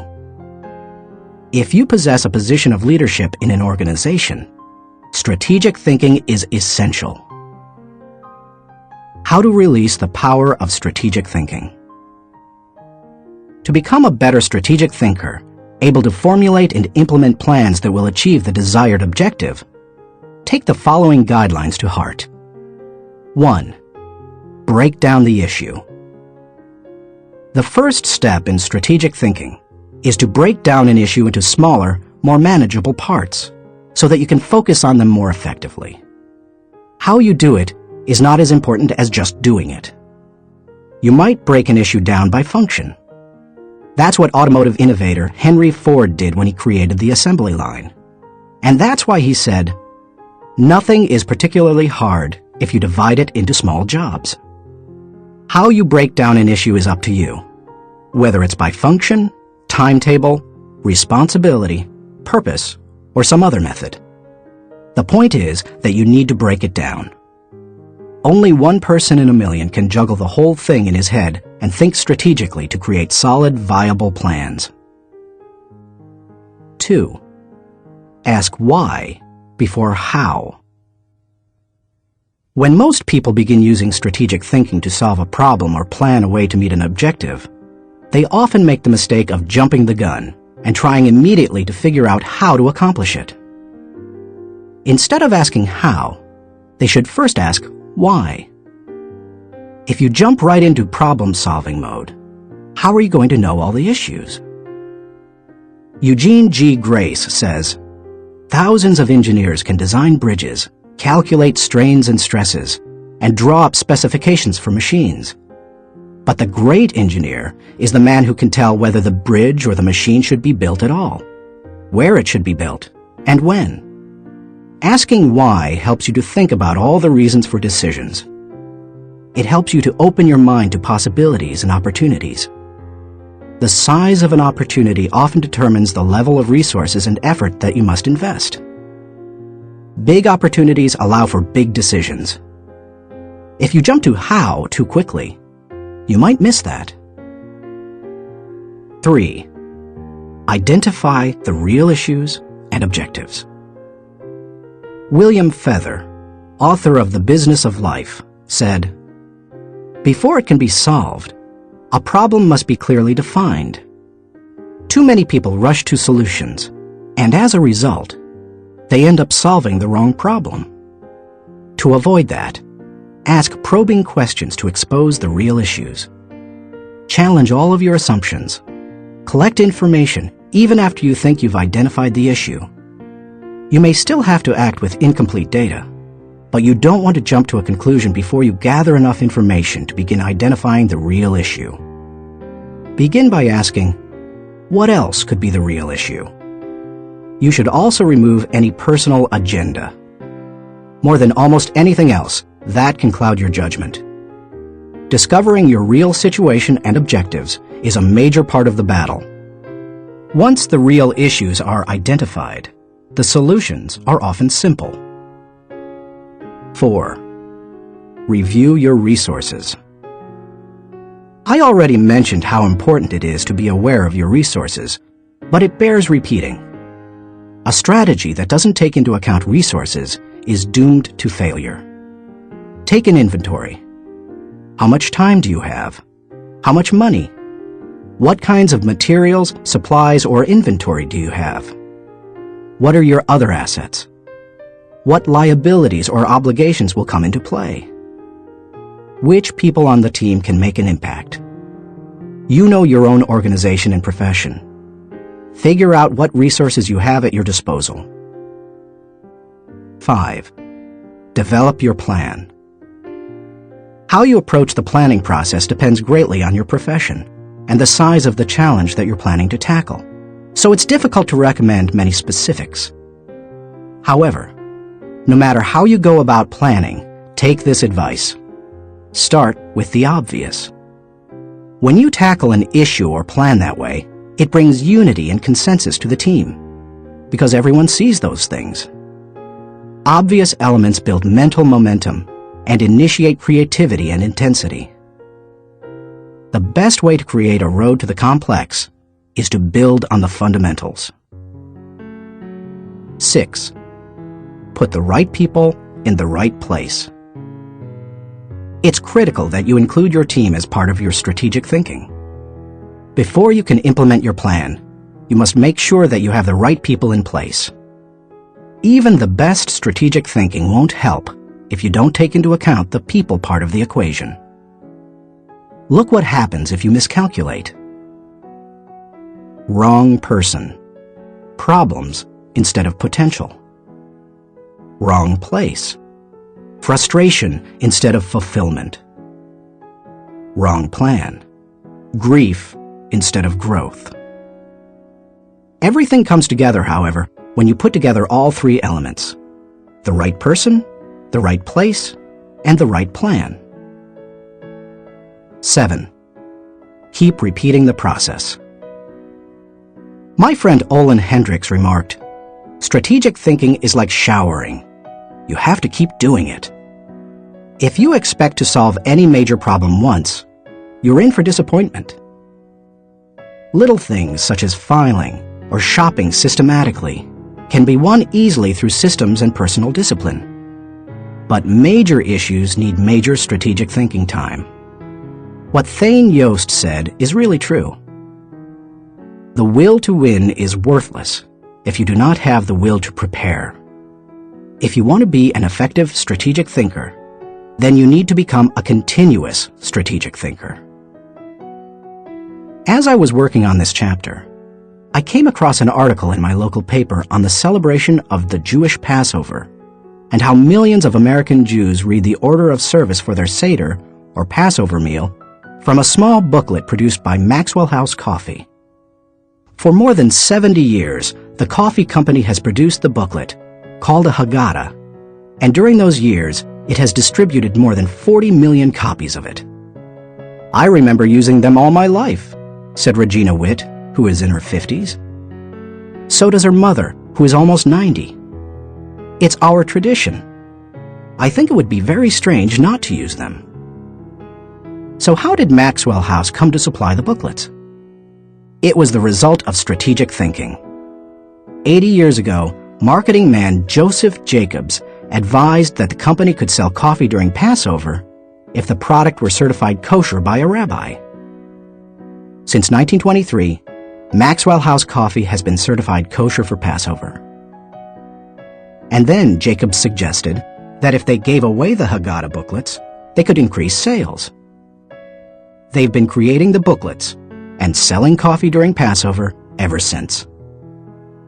That's what can happen when you unleash the power of strategic thinking. Thinking question. Am I implementing strategic plans that give me direction for today and increase my potential for tomorrow? Chapter 6. Explore possibility thinking. Nothing is so embarrassing as watching someone do something that you said could not be done. Sam Ewing. People who embrace possibility thinking are capable of accomplishing tasks that seem impossible because they believe in solutions. Here are several reasons why you should become a possibility thinker. 1. Possibility thinking increases your possibilities. When you believe you can do something difficult, and you succeed, many doors open for you. When George Lucas succeeded in making Star Wars, despite those who said the special effects he wanted hadn't ever been done, and couldn't be done, many other possibilities opened up to him. Industrial Light and Magic, the company he created to produce those impossible special effects, became a source of revenue to help underwrite his other projects. He was able to produce merchandising tie-ins to his movies, thus bringing in another revenue stream to fund his movie making. But his confidence in doing the difficult has also made a huge impact on other movie makers and a whole new generation of moviegoers.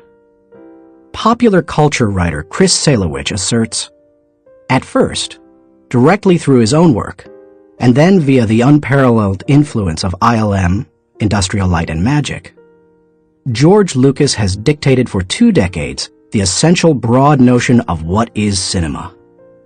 If you open yourself up to possibility thinking, you open yourself up to many other possibilities. 2. Possibility thinking draws opportunities and people to you. The case of George Lucas helps you to see how being a possibility thinker can create new opportunities and attract people. People who think big attract big people to them. If you want to achieve big things, you need to become a possibility thinker. 3. Possibility thinking increases others' possibilities. Big thinkers who make things happen also create possibilities for others. That happens in part because it's contagious. You can't help but become more confident and think bigger when you're around possibility thinkers. 4. Possibility thinking allows you to dream big dreams. No matter what your profession, possibility thinking can help you to broaden your horizons and dream bigger dreams. Professor David J. Schwartz believes, big thinkers are specialists in creating positive, forward-looking, optimistic pictures in their own minds and in the minds of others. If you embrace possibility thinking, your dreams will go from molehill to mountain size. And because you believe in possibilities, you put yourself in position to achieve them. 5.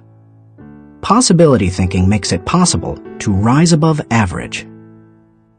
During the 1970s, when oil prices went through the roof, automobile makers were ordered to make their cars more fuel efficient. One manufacturer asked a group of senior engineers to drastically reduce the weight of cars they were designing. They worked on the problem and searched for solutions, but they finally concluded that making lighter cars couldn't be done, would be too expensive, and would present too many safety concerns. They couldn't get out of the rut of their average thinking. What was the automaker's solution? They gave the problem to a group of less experienced engineers. The new group found ways to reduce the weight of the company's automobiles by hundreds of pounds. Because they thought that solving the problem was possible, it was.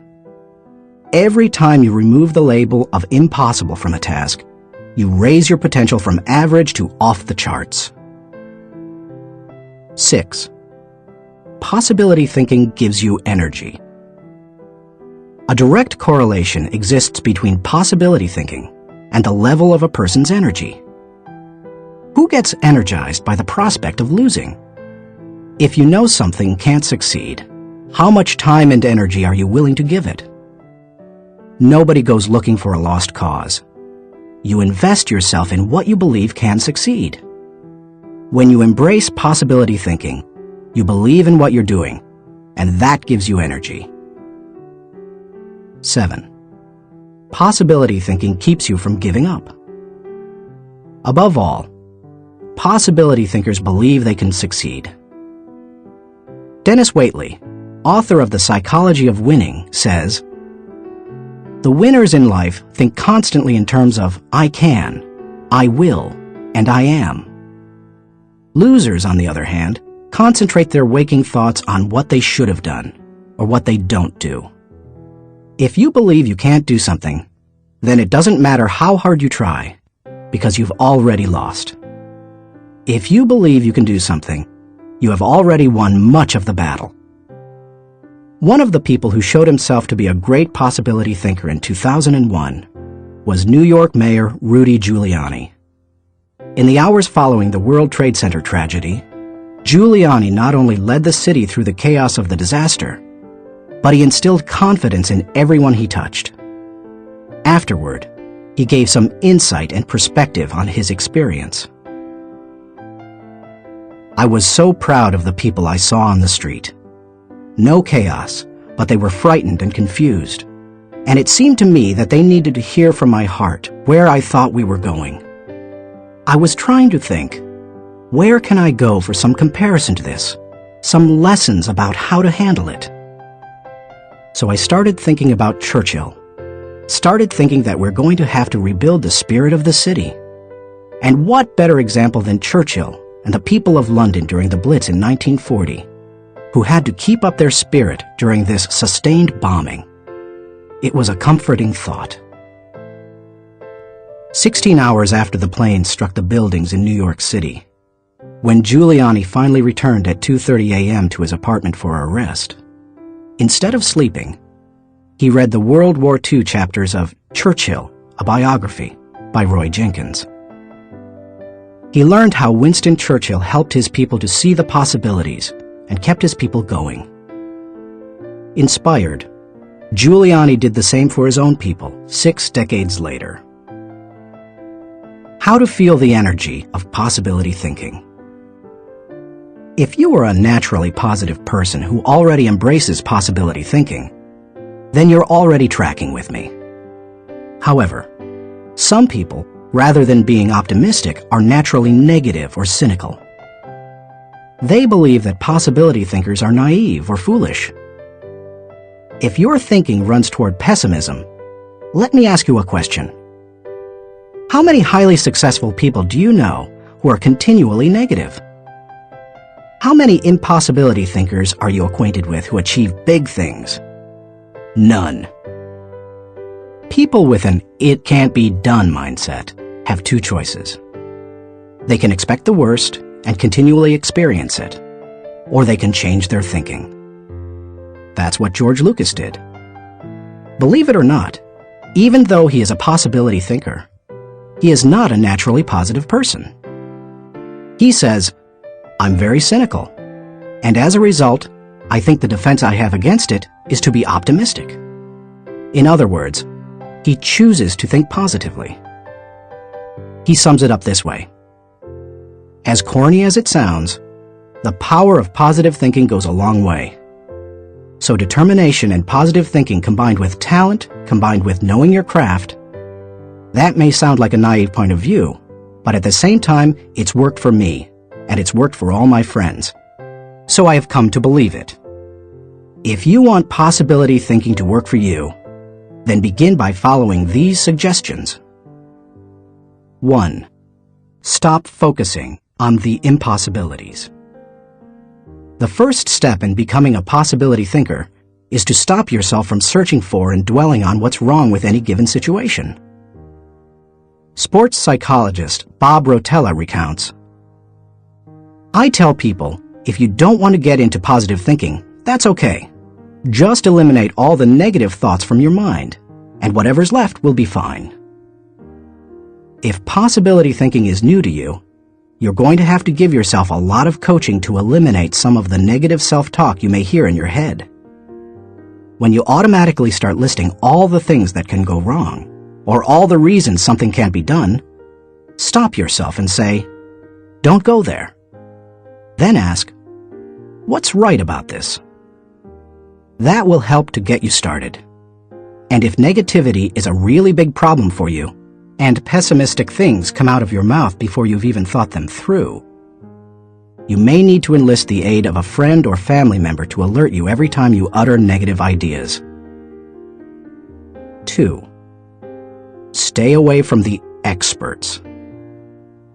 So-called experts do more to shoot down people's dreams than just about anybody else. Possibility thinkers are very reluctant to dismiss anything as impossible. Rocket pioneer Wernher von Braun said, "I have learned to use the word impossible with the greatest of caution."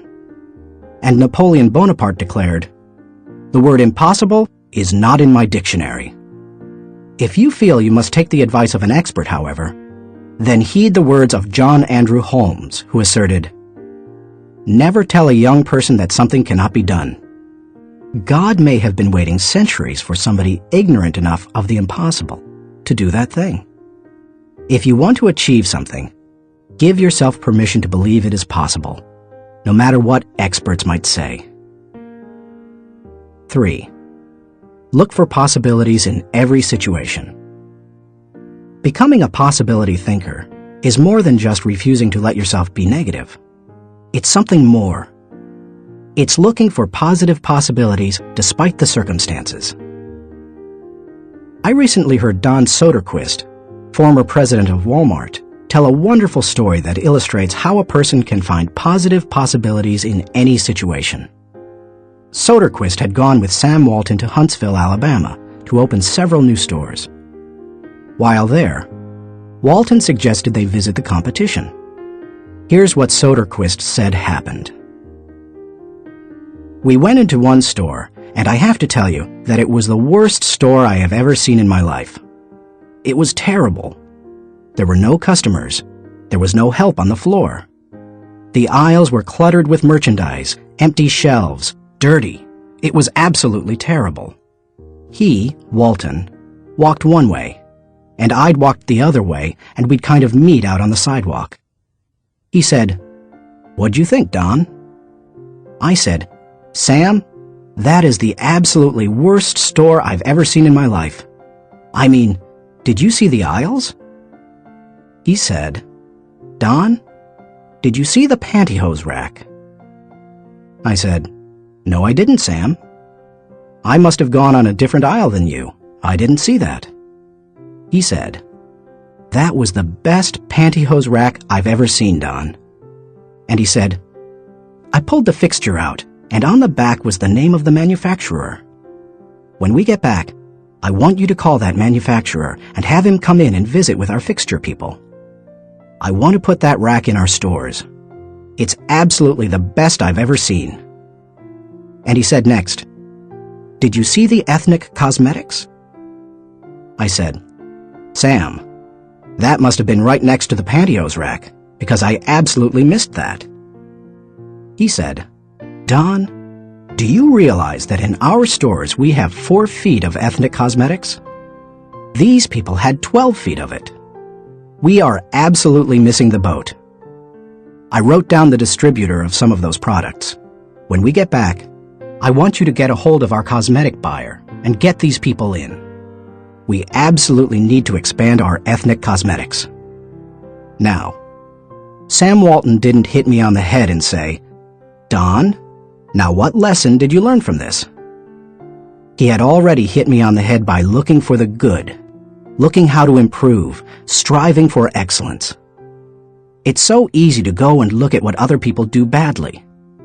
But one of the leadership characteristics of vision that he showed me, and I'll never forget it, is look for the good in what other people are doing and apply it. It doesn't take a genius IQ or 20 years of experience to find the possibility in every situation. All it takes is the right attitude, and anybody can cultivate that. 4. Dream one size bigger. One of the best ways to cultivate a possibility mindset is to prompt yourself to dream one size bigger than you normally do. Let's face it, most people dream too small. They don't think big enough. Henry Curtis advises, "Make your plans as fantastic as you like, because 25 years from now, they will seem mediocre. Make your plans 10 times as great as you first planned, and 25 years from now, you will wonder why you did not make them 50 times as great." If you push yourself to dream more expansively, to imagine your organization one size bigger, to make your goals at least a step beyond what makes you comfortable, you will be forced to grow. And it will set you up to believe in greater possibilities. 5. Question the status quo. Most people want their lives to keep improving, yet they value peace and stability at the same time. People often forget that you can't improve and still stay the same. Growth means change. Change requires challenging the status quo. If you want greater possibilities, you can't settle for what you have now. When you become a possibility thinker, you will face many people who will want you to give up your dreams and embrace the status quo. Achievers refuse to accept the status quo.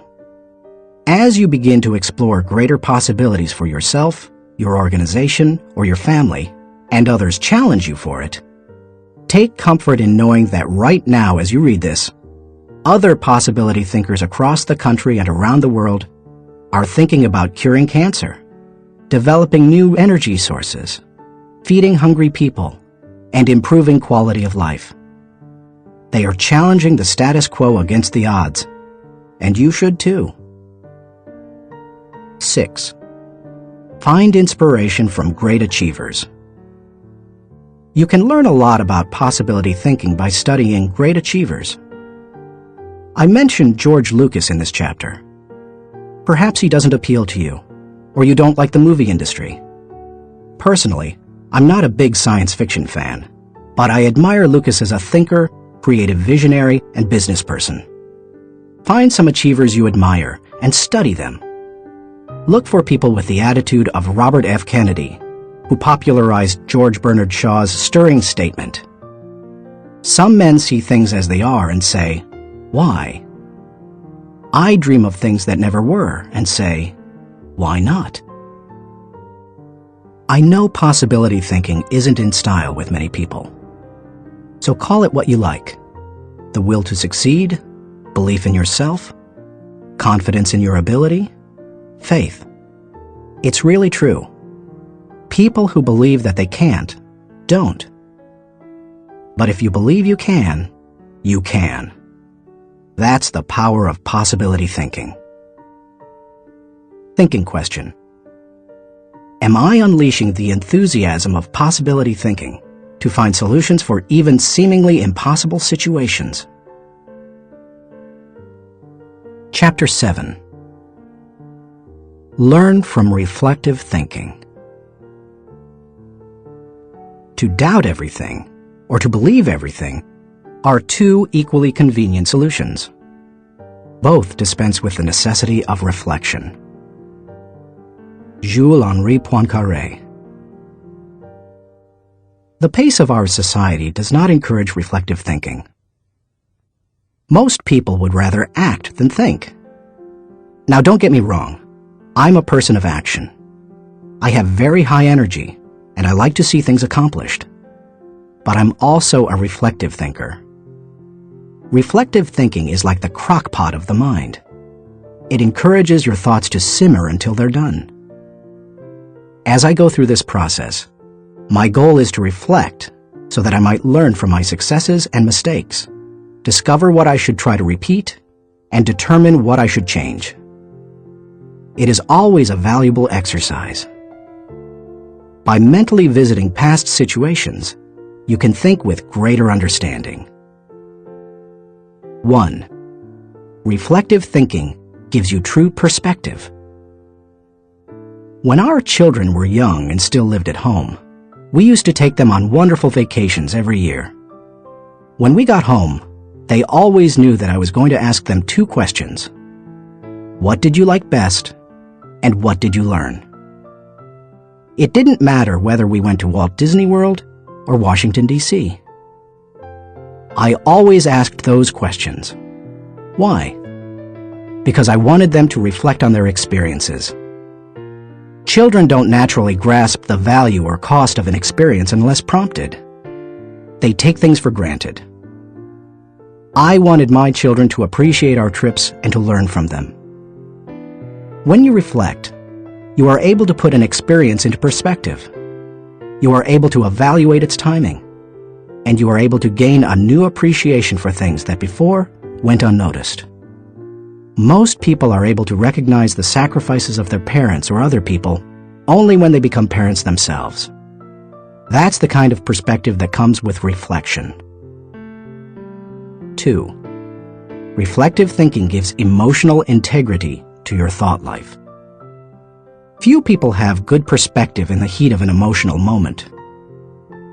Most individuals who enjoy the thrill of an experience try to go back and recapture it without first trying to evaluate it. It's one of the reasons our culture produces so many thrill seekers. Likewise, those who survive a traumatic experience usually avoid similar situations at all costs, which sometimes ties them into emotional knots. Reflective thinking enables you to distance yourself from the intense emotions of particularly good or bad experiences and see them with fresh eyes. You can see the thrills of the past in the light of emotional maturity and examine tragedies in the light of truth and logic.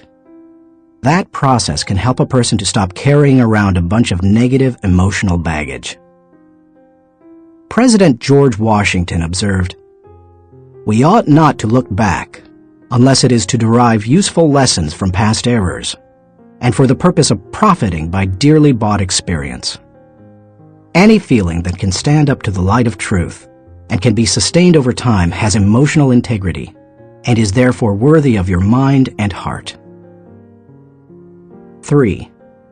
Reflective thinking increases your confidence in decision-making. Have you ever made a snap judgment and later wondered if you did the right thing? Everybody has. Reflective thinking can help to diffuse that doubt. It also gives you confidence for the next decision.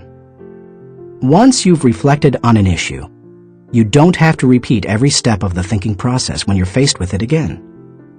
You've got mental road markers from having been there before. That compresses and speeds up thinking time, and it gives you confidence. And over time, it can also strengthen your intuition. 4. Reflective thinking clarifies the big picture. When you engage in reflective thinking, you can put ideas and experiences into a more accurate context. Reflective thinking encourages us to go back and spend time pondering what we have done and what we have seen. If a person who loses his job reflects on what happened, he may see a pattern of events that led to his dismissal. He will better understand what happened, why it happened, and what things were his responsibility. If he also looks at the incidents that occurred afterward, he may realize that in the larger scheme of things, he's better off in his new position because it better fits his skills and desires. Without reflection, it can be very difficult to see that big picture. 5. Reflective thinking takes a good experience and makes it a valuable experience. When you were just starting out in your career, did it seem that few people were willing to give someone without experience an opportunity? At the same time, could you see people who had been on their jobs 20 years who yet did their work poorly? If so, that probably frustrated you. Playwright William Shakespeare wrote, "Experience is a jewel, and it had need be so, for it is often purchased at an infinite rate." Yet experience alone does not add value to a life. It's not necessarily experience that is valuable. It's the insight people gain because of their experience. Reflective thinking turns experience into insight. Mark Twain said, "We should be careful to get out of an experience all the wisdom that is in it. Not like the cat that sits down on a hot stove lid. She will never sit down on a hot stove lid again, and that is well. But also, she will never sit down on a cold one anymore." An experience becomes valuable when it informs or equips us to meet new experiences. Reflective thinking helps to do that. How to embrace the lessons of reflective thinking. If you are like most people in our culture today, you probably do very little reflective thinking. If that's the case, it may be holding you back more than you think. Take to heart the following suggestions to increase your ability to think reflectively. 1. Set aside time for reflection.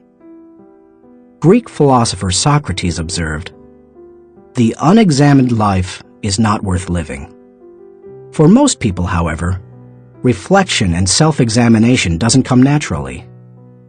It can be a fairly uncomfortable activity for a variety of reasons. They have a hard time staying focused.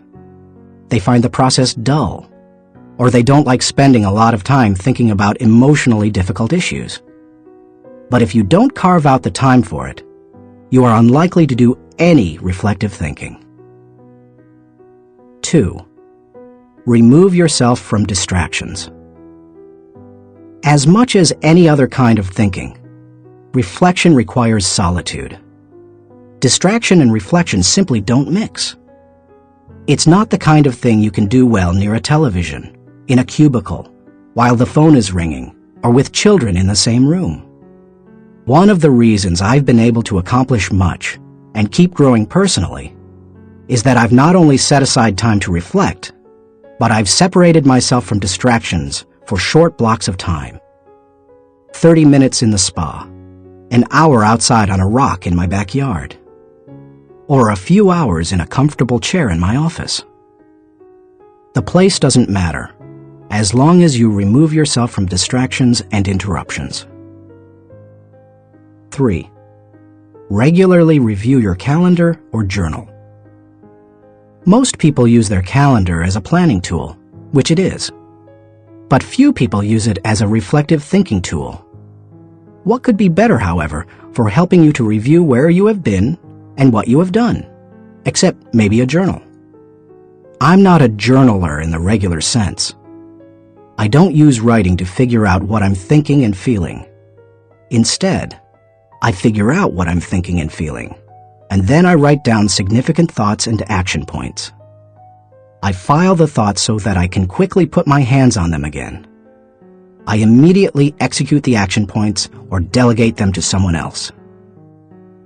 Calendars and journals remind you of how you've spent your time, show you whether your activities match your priorities, and help you see whether you are making progress. They also offer you an opportunity to recall activities that you might not have had the time to reflect on previously. Some of the most valuable thoughts you've ever had may have been lost because you didn't give yourself the reflection time you needed. 4. Ask the right questions. The value you receive from reflecting will depend on the kinds of questions you ask yourself. The better the questions, the more gold you will mine from your thinking. When I reflect, I think in terms of my values, relationships, and experiences. Here are some sample questions. Personal growth. What have I learned today that will help me grow? How can I apply it to my life? When should I apply it? Adding value. To whom did I add value today? How do I know I added value to that person? Can I follow up and compound the positive benefit he or she received? Leadership. Did I lead by example today? Did I lift my people and organization to a higher level? What did I do, and how did I do it? Personal faith. Did I represent God well today? Did I practice the golden rule? Have I walked the second mile with someone? Marriage and family. Did I communicate love to my family today? How did I show that love? Did they feel it? Did they return it? Inner circle. Have I spent enough time with my key players? What can I do to help them be more successful? In what areas can I mentor them? Discoveries. What did I encounter today to which I need to give more thinking time? Are there lessons to be learned? Are there things to be done? How you organize your reflection time is up to you. You may want to adapt my pattern to your own values. Or you can try a system that my friend Dick Biggs uses. He creates 3 columns on a sheet of paper. Year, turning point, impact. This system is good for reflecting on the bigger picture. Dick used it to see patterns in his life, such as when he moved to Atlanta and was encouraged by a new teacher to write. You could just as easily write event, significance, and action point on a page to help you benefit from reflective thinking. The main thing is to create questions that work for you and write down any significant thoughts that come to you during the reflection time. 5. Cement your learning through action. Writing down the good thoughts that come out of your reflective thinking has value, but nothing helps you to grow like putting your thoughts into action. To do that, you must be intentional. When you read a good book, for example, there are always good thoughts, quotes, or lessons that you can take away from it and use yourself. I always mark the takeaways in a book and then reread them when I'm done with the book. When I listen to a message, I record the takeaways so that I can file them for future use. When I go to a seminar, I take good notes, and I use a system of symbols to cue me to do certain things. An arrow pointing to the right means to look at this material again. An asterisk next to the marked section means to file it according to the subject noted. An open bracket means that I want to use what's marked in a lecture or book. An arrow pointing up means this idea will take off if I work at it. When most people go to a conference or seminar, they enjoy the experience, listen to the speakers, and sometimes even take notes. But nothing happens after they go home. They like many of the concepts they hear, but when they close their notebooks, they don't think about them again. When that happens, they receive little more than a temporary surge of motivation. When you go to a conference, revisit what you heard, reflect on it, and then put it into action, it can change your life. Ultimately, reflective thinking has 3 main values. It gives me perspective within context. It allows me to continually connect with my journey. And it provides counsel and direction concerning my future. It is an invaluable tool to my personal growth. Few things in life can help me learn and improve the way reflective thinking can. Thinking question. Am I regularly revisiting the past to gain a true perspective and think with understanding? Chapter 8. Question popular thinking. I'm not an answering machine. I'm a questioning machine. If we have all the answers, how come we're in such a mess? Douglas Cardinal. Economist John Maynard Keynes, whose ideas profoundly influenced economic theory and practices in the 20th century, asserted, "The difficulty lies not so much in developing new ideas as in escaping from the old ones." Going against popular thinking can be difficult, whether you're a business person bucking company tradition, a pastor introducing new types of music to his church, a new mother rejecting old wives' tales handed down from her parents, or a teenager ignoring currently popular styles. Many of the ideas in this book go against popular thinking. If you value popularity over good thinking, then you will severely limit your potential to learn the types of thinking encouraged by this book.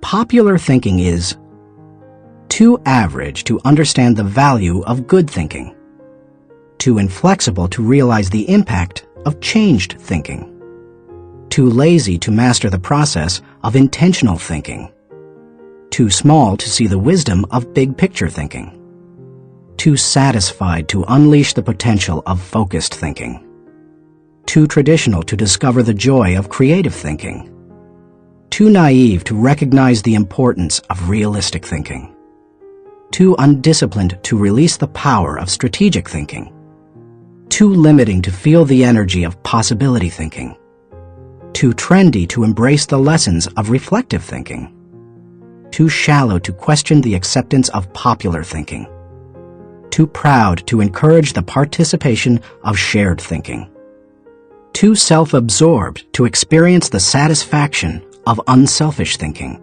and too uncommitted to enjoy the return of bottom-line thinking. If you want to become a good thinker, then start preparing yourself for the possibility of becoming unpopular. Why you should question the acceptance of popular thinking. I've given you some broad reasons for questioning the acceptance of popular thinking. Now, allow me to be more specific. 1. Popular thinking sometimes means not thinking. My friend Kevin Myers sums up the idea of popular thinking by saying, "The problem with popular thinking is that it doesn't require you to think at all. Good thinking is hard work. If it were easy, everybody would be a good thinker. Unfortunately, many people try to live life the easy way. They don't want to do the hard work of thinking or pay the price of success. It's easier to do what other people do and hope that they thought it out." Look at the stock market recommendations of some experts. By the time they publish their picks, most are following a trend, not creating one or even riding its crest. The people who are going to make money on the stocks they recommend have already done so by the time the general public hears about it. When people blindly follow a trend, they're not doing their own thinking. 2. Popular thinking offers false hope. Benno Muller-Hill, a professor in the University of Cologne Genetics Department, tells how one morning in high school, he stood last in a line of 40 students in the schoolyard. His physics teacher had set up a telescope so that his students could view a planet and its moons. The first student stepped up to the telescope. He looked through it, but when the teacher asked if he could see anything, the boy said no. His nearsightedness hampered his view. The teacher showed him how to adjust the focus, and the boy finally said he could see the planet and moons. One by one, the students stepped up to the telescope and saw what they were supposed to see. Finally, the second-to-last student looked into the telescope and announced that he could not see anything. "You idiot," shouted the teacher. You have to adjust the lenses. The student tried, but he finally said, I still can't see anything. It is all black. The teacher, disgusted, looked through the telescope himself, and then looked up with a strange expression. The lens cap still covered the telescope. None of the students had been able to see anything. Many people look for safety and security in popular thinking. They figure that if a lot of people are doing something, then it must be right. It must be a good idea. If most people accept it, then it probably represents fairness, equality, compassion, and sensitivity, right? Not necessarily. Popular thinking said the Earth was the center of the universe. Yet Copernicus studied the stars and planets and proved mathematically that the Earth and the other planets in our solar system revolved around the sun. Popular thinking said surgery didn't require clean instruments. Yet Joseph Lister studied the high death rates in hospitals and introduced antiseptic practices that immediately saved lives. Popular thinking said that women shouldn't have the right to vote. Yet people like Emmeline Pankhurst and Susan B. Anthony fought for and won that right. Popular thinking put the Nazis into power in Germany. Yet Hitler's regime murdered millions and nearly destroyed Europe. We must always remember there is a huge difference between acceptance and intelligence. People may say that there's safety in numbers, but that's not always true. Sometimes it's painfully obvious that popular thinking isn't good and right. Other times, it's less evident. For example, consider the staggering number of people in the United States who have run up large amounts of debt on their credit cards. Anyone who is financially astute will tell you that's a bad idea. Yet millions follow right along with the popular thinking of buy now, pay later. And so they pay and pay and pay. Many promises of popular thinking ring hollow. Don't let them fool you. 3. Popular thinking is slow to embrace change. Popular thinking loves the status quo. It puts its confidence in the idea of the moment and holds on to it with all its might. As a result, it resists change and dampens innovation. Donald M. Nelson, former president of the Society of Independent Motion Picture Producers, criticized popular thinking when he asserted, "We must discard the idea that past routine, past ways of doing things are probably the best ways. On the contrary, we must assume that there is probably a better way to do almost everything. We must stop assuming that a thing which never has been done before probably cannot be done at all." 4. Popular thinking brings only average results. The bottom line? Popular thinking brings mediocre results. Here is popular thinking in a nutshell. Popular equals normal equals average. It's the least of the best and the best of the least. We limit our success when we adopt popular thinking. It represents putting in the least energy to just get by. You must reject common thinking if you want to accomplish uncommon results. How to question the acceptance of popular thinking. Popular thinking has often proved to be wrong and limiting. Questioning it isn't necessarily hard once you cultivate the habit of doing so.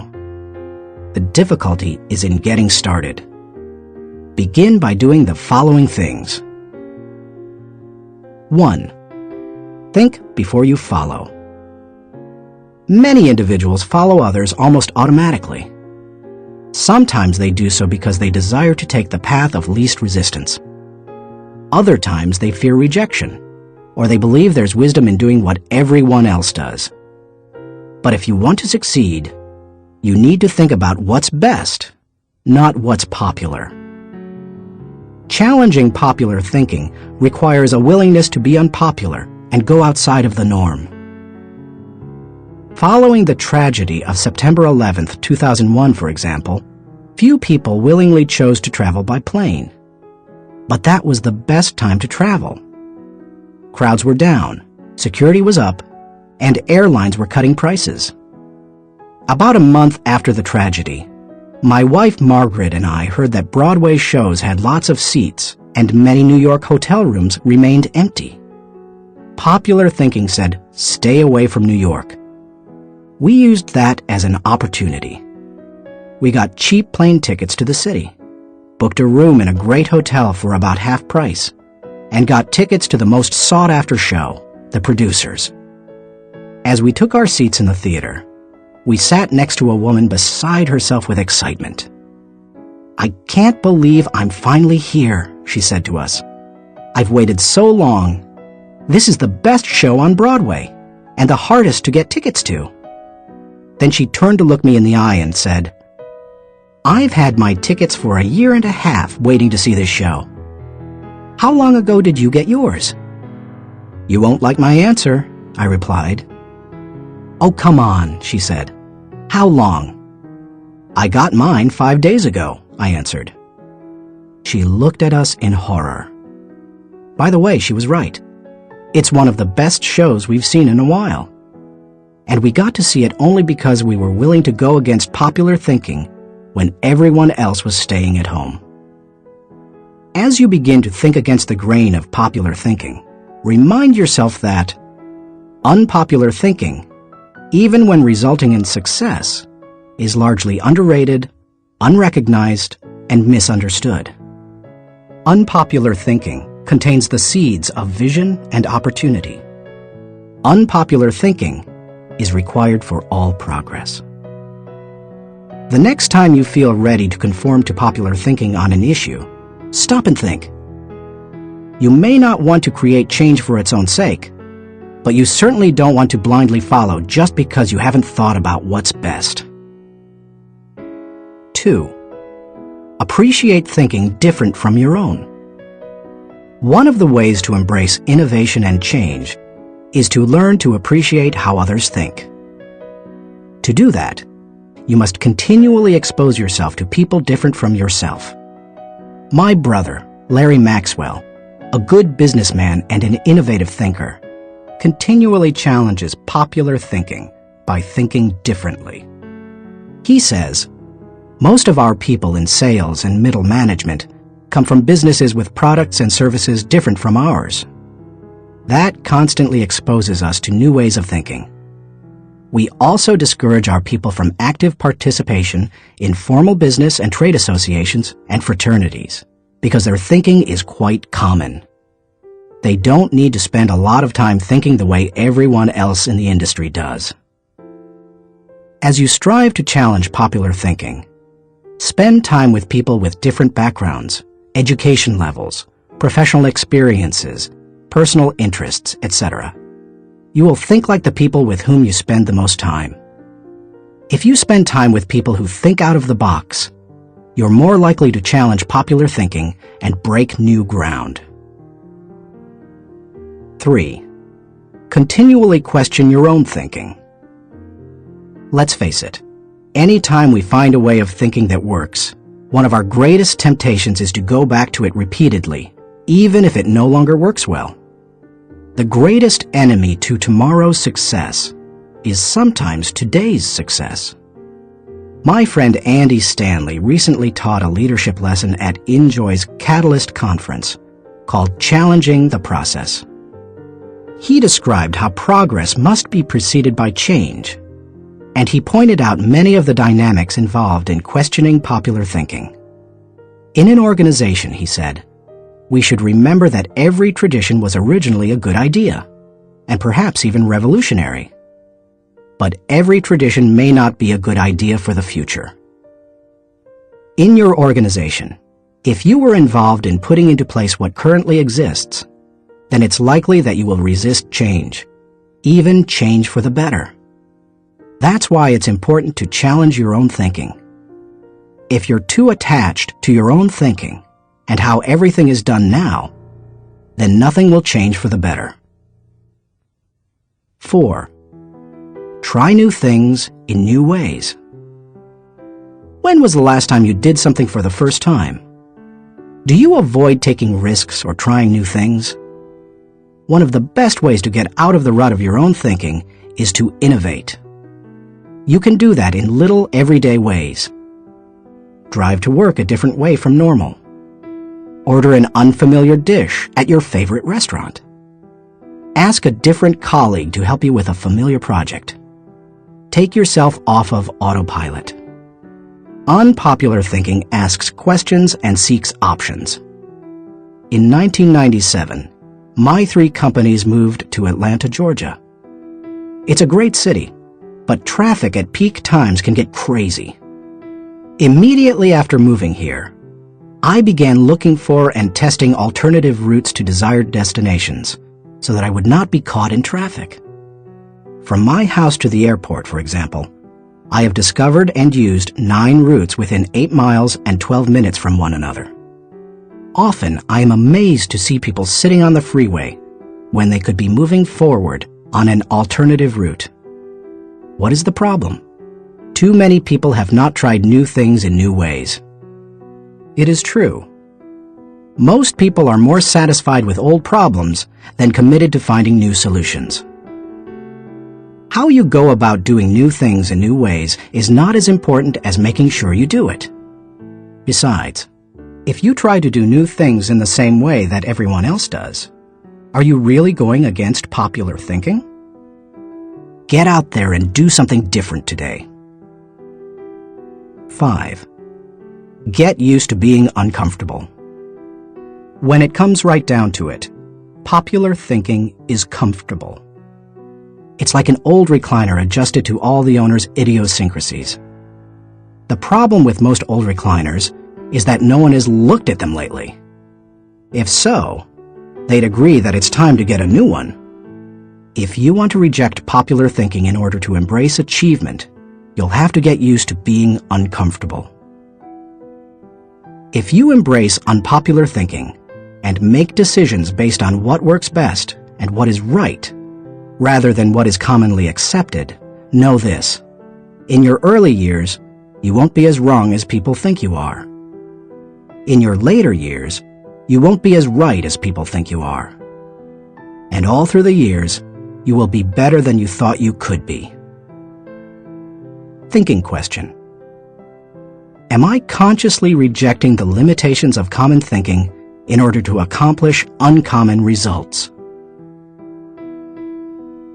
Chapter 9. Benefit from shared thinking.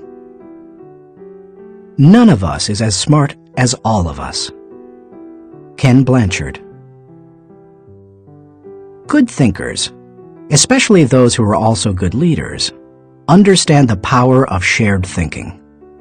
They know that when they value the thoughts and ideas of others, they receive the compounding results of shared thinking and accomplish more than they ever could on their own.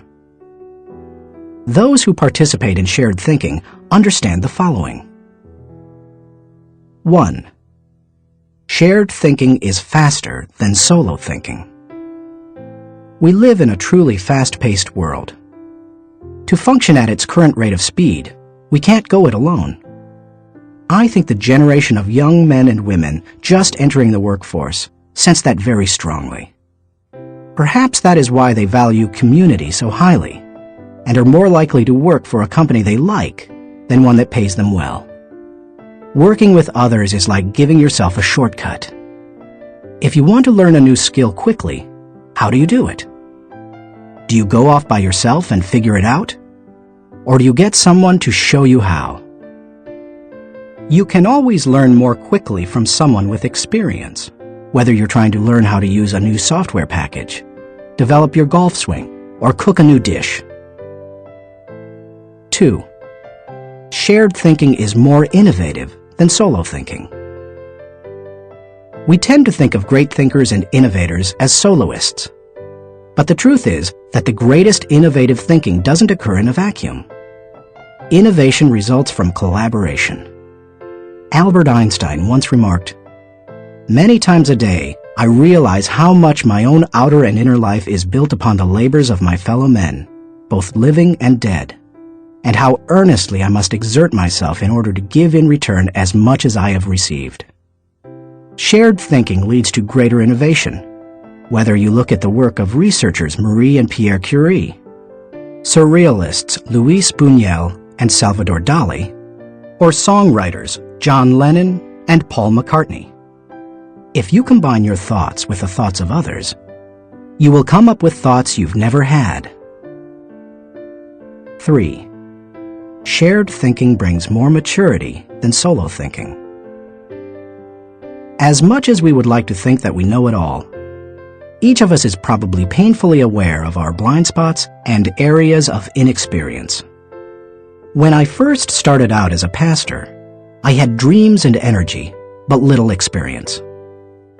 To try to overcome that, I attempted to get several high-profile pastors of growing churches to share their thinking with me. In the early 1970s, I wrote letters to the 10 most successful pastors in the country, offering them what was a huge amount of money to me at the time, $100, to meet me for an hour so that I could ask them questions. When one said yes, I'd visit him. I didn't talk much, except to ask a few questions. I wasn't there to impress anyone or satisfy my ego. I was there to learn. I listened to everything he said, took careful notes, and absorbed everything I could. Those experiences changed my life. You've had experiences I haven't, and I've had experiences you haven't. Put us together, and we bring a broader range of personal history, and therefore maturity, to the table. If you don't have the experience you need, hook up with someone who does.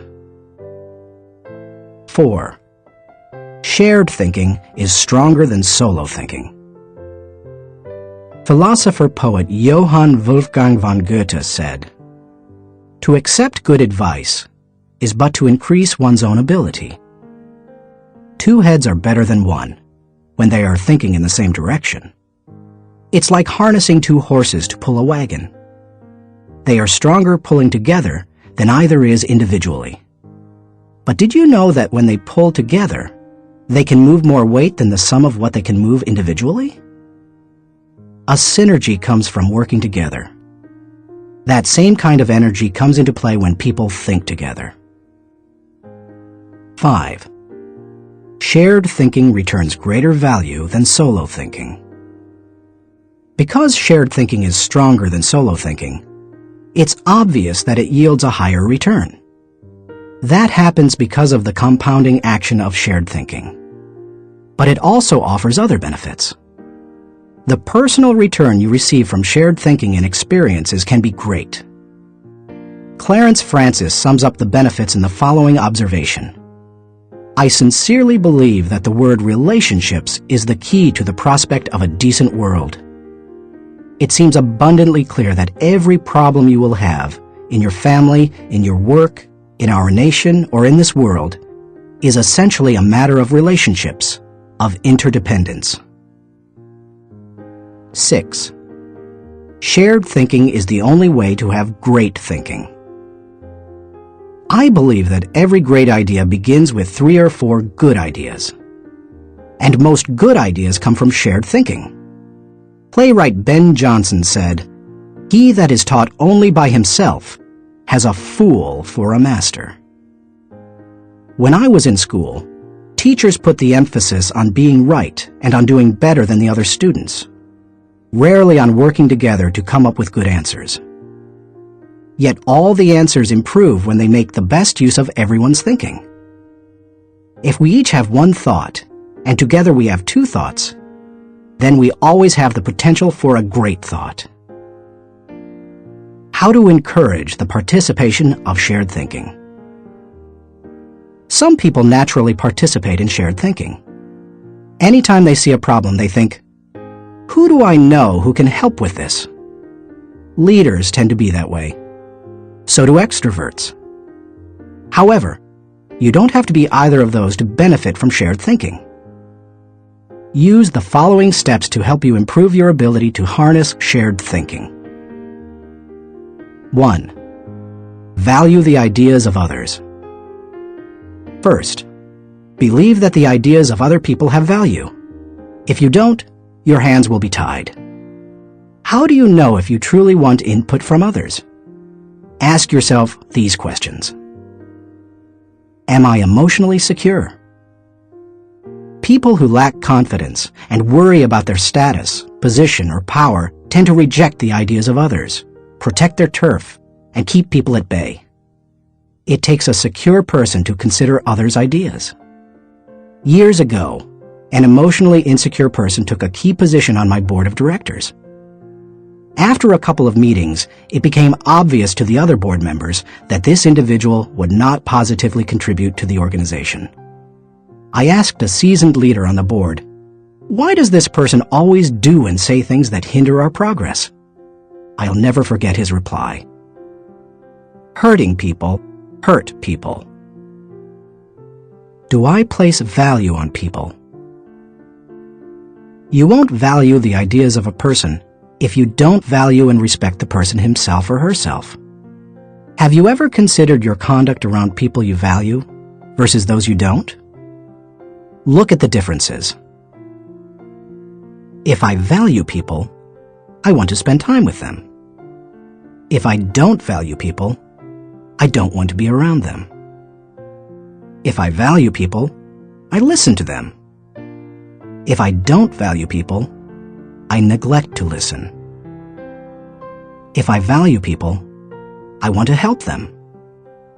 If I don't value people, I don't offer them help. If I value people, I am influenced by them. If I don't value people, I ignore them. If I value people, I respect them. If I don't value people, I am indifferent. Do I value the interactive process? A wonderful synergy often occurs as the result of shared thinking.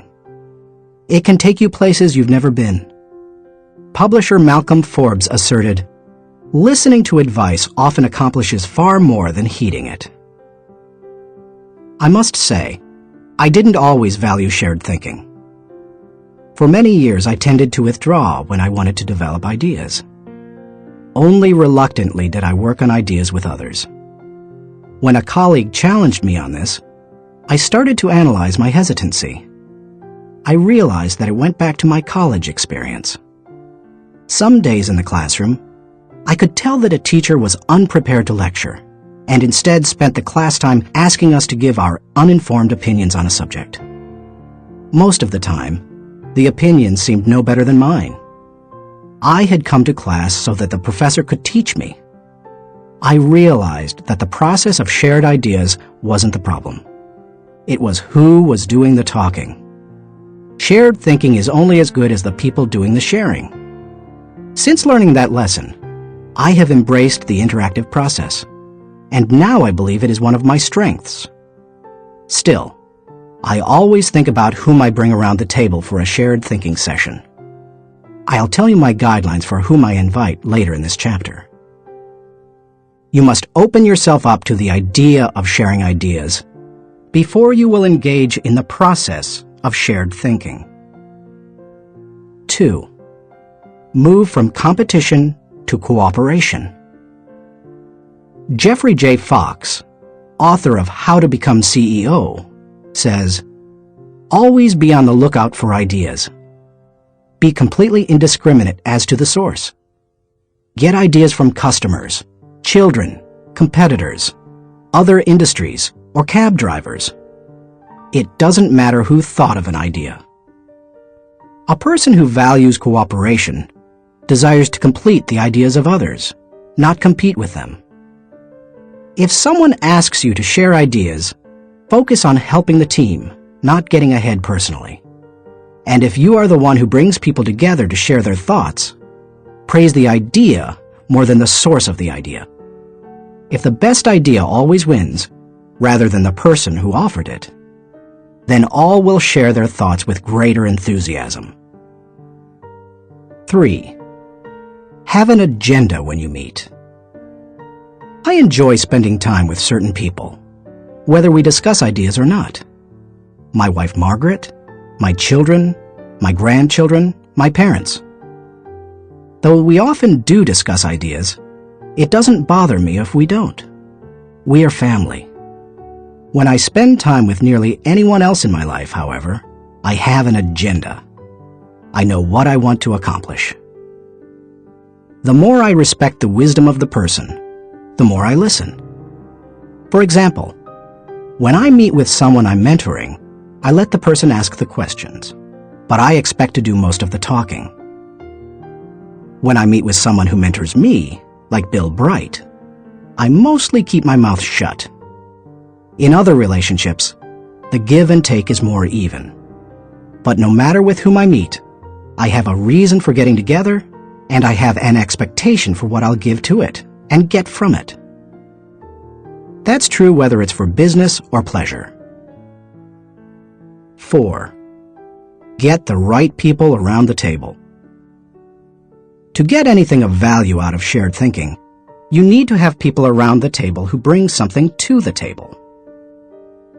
As you prepare to ask people to participate in shared thinking, use the following criteria for the selection process. Choose people whose greatest desire is the success of the ideas. People who can add value to another's thoughts. People who can emotionally handle quick changes in the conversation. People who appreciate the strengths of others in areas where they are weak. People who understand their place of value at the table. People who place what is best for the team before themselves. People who can bring out the best thinking in the people around them. People who possess maturity, experience, and success in the issue under discussion. People who will take ownership and responsibility for decisions. People who will leave the table with a we attitude, not a me attitude. Too often we choose our brainstorming partners based on feelings of friendship or circumstances or convenience. But that doesn't help us to discover and create the ideas of the highest order. Who we invite to the table makes all the difference.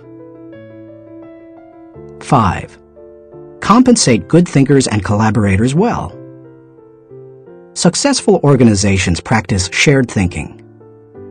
If you lead an organization, department, or team, then you can't afford to be without people who are good at shared thinking. As you recruit and hire, look for good thinkers who value others, have experience with the collaborative process, and are emotionally secure. Then, pay them well, and challenge them to use their thinking skills and share their ideas often. Nothing adds value like a lot of good thinkers putting their minds together. No matter what you're trying to accomplish, you can do it better with shared thinking. That is why I spend much of my life teaching leadership. Good leadership helps to put together the right people at the right time for the right purpose so that everybody wins. All it takes is the right people and a willingness to participate in shared thinking. Thinking question. Am I consistently including the heads of others to think over my head and achieve compounding results? Chapter 10. Practice unselfish thinking. We cannot hold a torch to light another's path without brightening our own. Ben Sweetland. So far in this book, we've discussed many kinds of thinking that can help you to achieve more. Each of them has the potential to make you more successful. Now I want to acquaint you with a kind of thinking with the potential to change your life in another way. It might even redefine how you view success. Unselfish thinking can often deliver a return greater than any other kind of thinking. Take a look at some of its benefits. 1. Unselfish thinking brings personal fulfillment. Few things in life bring greater personal rewards than helping others. Charles H. Burr believed, "Getters generally don't get happiness. Givers get it." Helping people brings great satisfaction. When you spend your day unselfishly serving others, at night you can lay down your head with no regrets and sleep soundly. In Bringing Out the Best in People, Alan Loy McGuinness remarked, "There is no more noble occupation in the world than to assist another human being, to help someone succeed." Even if you have spent much of your life pursuing selfish gain, it's never too late to have a change of heart. even the most miserable person, like Charles Dickens' Scrooge, can turn his life around and make a difference for others. That's what Alfred Nobel did. When he saw his own obituary in the newspaper, his brother had died, and the editor had written about the wrong Nobel, saying that the explosives his company produced had killed many people. Nobel vowed to promote peace and acknowledge contributions to humanity. That is how the Nobel Prizes came into being. 2. Unselfish thinking adds value to others. In 1904, Bessie Anderson Stanley wrote the following definition of success in Brown Book magazine.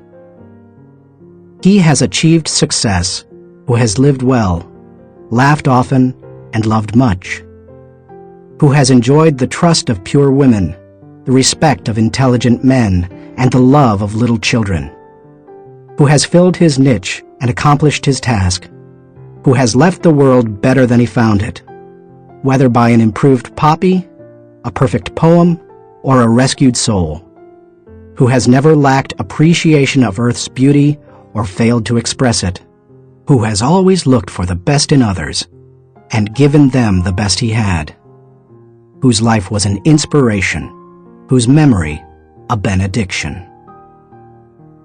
When you get outside of yourself and make a contribution to others, you really begin to live. 3. Unselfish thinking encourages other virtues. When you see a 4-year-old, you expect to observe selfishness. But when you see it in a 40-year-old, it's not very attractive, is it? Of all the qualities a person can pursue, unselfish thinking seems to make the biggest difference toward cultivating other virtues. I think that's because the ability to give unselfishly is so difficult. It goes against the grain of human nature. But if you can learn to think unselfishly and become a giver, then it becomes easier to develop many other virtues: gratitude, love, respect, patience, discipline, etc. 4. Unselfish thinking increases quality of life. The spirit of generosity created by unselfish thinking gives people an appreciation for life and an understanding of its higher values. Seeing those in need and giving to meet that need puts a lot of things into perspective. It increases the quality of life of the giver and the receiver. That's why I believe that there is no life as empty as the self-centered life. There is no life as centered as the self-empty life. If you want to improve your world, then focus your attention on helping others. 5. Unselfish thinking makes you part of something greater than yourself. Merck & Company, the global pharmaceutical corporation, has always seen itself as doing more than just producing products and making a profit. It desires to serve humanity. In the mid-1980s, the company developed a drug to cure river blindness, a disease that infects and causes blindness in millions of people, particularly in developing countries. While it was a good product, potential customers couldn't afford to buy it. So what did Merck do? It developed the drug anyway, and in 1987 announced that it would give the medicine free to anyone who needed it. As of 1998, the company had given more than 250 million tablets away. George W. Merck says, "We try never to forget that medicine is for the people. It is not for the profits. The profits follow, and if we have remembered that, they have never failed to appear." The lesson to be learned?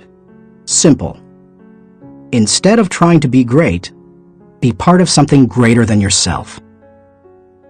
6. Unselfish thinking creates a legacy. Jack Balasek, President and Chief Operating Officer of True North Communications, says, "Learn, earn, return. These are the 3 phases of life. The first third should be devoted to education, the second third to building a career and making a living, and the last third to giving back to others, returning something in gratitude. Each state seems to be a preparation for the next one. If you are successful, it becomes possible for you to leave an inheritance for others.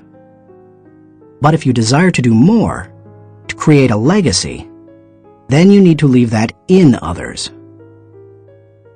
When you think unselfishly and invest in others, you gain the opportunity to create a legacy that will outlive you. How to experience the satisfaction of unselfish thinking. I think most people recognize the value of unselfish thinking, and most would even agree that it's an ability they would like to develop. Many people, however, are at a loss concerning how to change their thinking.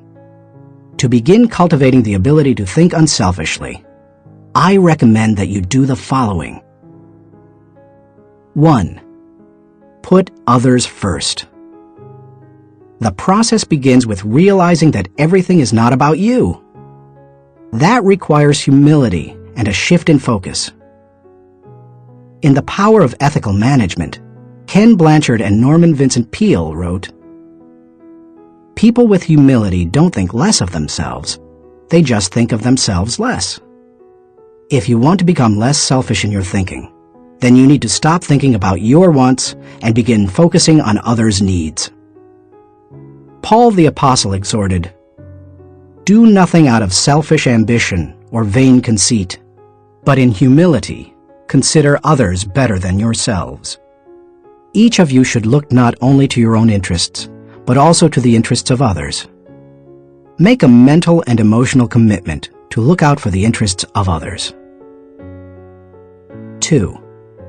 Expose yourself to situations where people have needs. It's one thing to believe you are willing to give unselfishly. It's another to actually do it. To make the transition, you need to put yourself in a position where you can see people's needs and do something about it. The kind of giving you do isn't important at first. You can serve at your church, make donations to a food bank, volunteer professional services, or give to a charitable organization. The point is to learn how to give and to cultivate the habit of thinking like a giver. 3. Give quietly or anonymously. Once you have learned to give of yourself, then the next step is to learn to give when you cannot receive anything in return. It's almost always easier to give when you receive recognition for it than it is when no one is likely to know about it. The people who give in order to receive a lot of fanfare, however, have already received any reward they will get. There are spiritual, mental, and emotional benefits that come only to those who give anonymously. If you've never done it before, try it. 4. Invest in people intentionally. The highest level of unselfish thinking comes when you give of yourself to another person for that person's personal development or well-being. If you're married or a parent, you know this from personal experience. What does your spouse value most highly? Money in the bank or your time freely given? What would small children really rather have from you? A toy or your undivided attention? The people who love you would rather have you than what you can give them. If you want to become the kind of person who invests in people, then consider others and their journey so that you can collaborate with them. Each relationship is like a partnership created for mutual benefit. As you go into any relationship, think about how you can invest in the other person so that it becomes a win-win situation. Here is how relationships most often play out. I win, you lose, I win only once. You win, I lose, you win only once. We both win, we win many times. We both lose, goodbye partnership. The best relationships are win-win. Why don't more people go into relationships with that attitude? I'll tell you why. Most people want to make sure that they win first. Unselfish thinkers, on the other hand, Go into a relationship and make sure that the other person wins first. And that makes all the difference. 5. Continually check your motives. François de la Rochefoucauld said, "What seems to be generosity is often no more than disguised ambition, which overlooks a small interest in order to secure a great one." The hardest thing for most people is fighting their natural tendency to put themselves first. That's why it's important to continually examine your motives to make sure you're not sliding backward into selfishness. Do you want to check your motives? Then follow the modeling of Benjamin Franklin. Every day, he asked himself 2 questions. When he got up in the morning, he would ask, "What good am I going to do today?" And before he went to bed, he would ask, "What good have I done today?" If you can answer those questions with selflessness and integrity, you can keep yourself on track. Give while you live. In the fall of 2001, we all witnessed a demonstration of unselfish thinking unlike anything we had seen in the United States for many years. Who can forget the events of September 11th, 2001? I had just finished teaching a leadership lesson when my assistant Linda Eggers came into the studio to announce the tragic news. Like most Americans, I remained riveted to the television all day and heard the reports of the firefighters and police officers who raced into the World Trade Center towers to help others, never worrying about their own safety. In the days following the tragedy, millions of Americans expressed a great desire to do something that would help the situation. I had the same desire. InJoy was scheduled to do a training via simulcast on September 15th, the Saturday following the tragedy. Our leadership team decided to add a 1.5-hour program titled America Prays to the end of the simulcast. In it, my friend Max Lucado wrote and read a prayer, expressing the heart's cry of millions. Franklin Graham prayed for our national leaders. Jim and Shirley Dobson gave advice to parents on how to help their children deal with the event. And Bruce Wilkinson and I asked the simulcast viewers to give financially to the people injured on September 11th. Amazingly, they gave $5.9 million, which World Vision graciously agreed to distribute to those in need. Unselfish thinking and giving turned a very dark hour into one of light and hope. Less than 2 weeks after the tragedy, I was able to travel to Ground Zero in New York City. I went to view the site of the destruction, to thank the men and women clearing away the wreckage, and to pray for them. I can't really do justice to what I saw. I've traveled to New York dozens of times. It's one of my favorite places in the world. My wife and I had been up in the towers with our children many times before, and have wonderful memories of that area.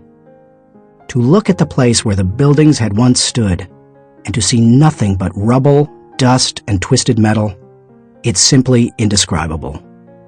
What many Americans didn't realize is that for many months, people worked diligently to clean up the site.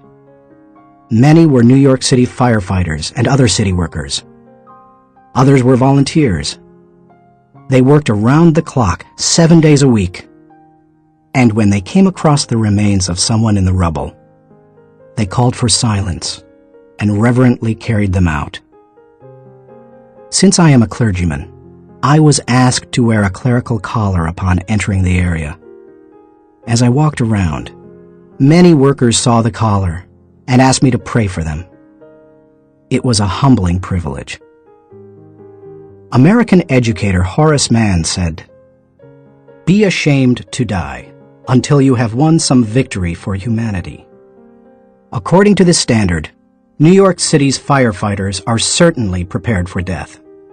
The service they perform is often truly heroic. You and I may never be required to lay down our lives for others as they did. But we can give to others in different ways.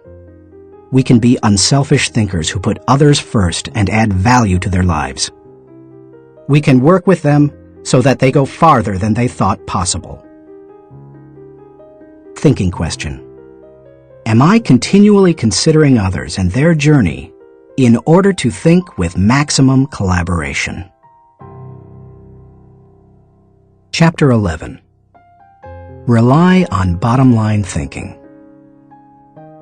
There ain't no rules around here. We're trying to accomplish something. Thomas Edison, inventor. How do you figure out the bottom line for your organization, business, department, team, or group? In many businesses, the bottom line is literally the bottom line. Profit determines whether you are succeeding, but dollars should not always be the primary measure of success. Would you measure the ultimate success of your family by how much money you had at the end of the month or year? And if you run a non-profit or volunteer organization, how would you know whether you were performing at your highest potential? How do you think bottom line in that situation? A non-profit's bottom line. Frances Hesselbein had to ask herself exactly that question in 1976, when she became the National Executive Director of the Girl Scouts of America. When she first got involved with the Girl Scouts, running the organization was the last thing she expected. She and her husband John were partners in Hesselbein Studios, a small family business that filmed television commercials and promotional films. She wrote the scripts, and he made the films.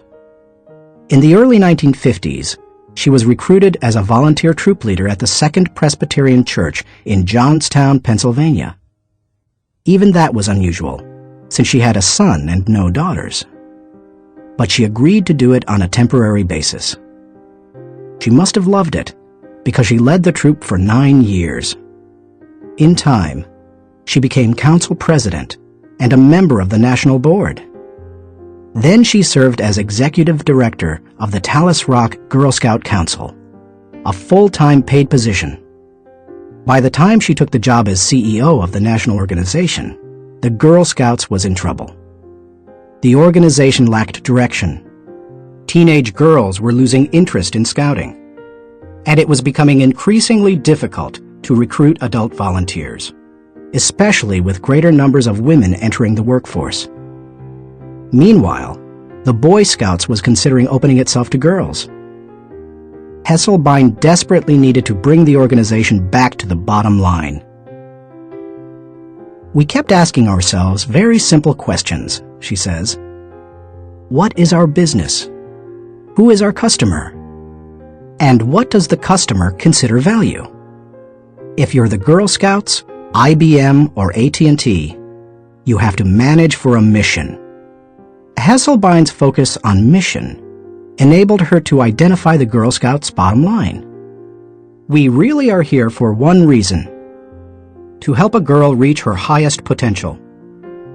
More than any one thing, that made the difference. Because when you are clear about your mission, corporate goals and operating objectives flow from it. Once she figured out her bottom line, she was able to create a strategy to try to achieve it. She started by reorganizing the national staff. Then she created a planning system to be used by each of the 350 regional councils. And she introduced management training to the organization. Hesselbein didn't restrict herself to changes in leadership and organization.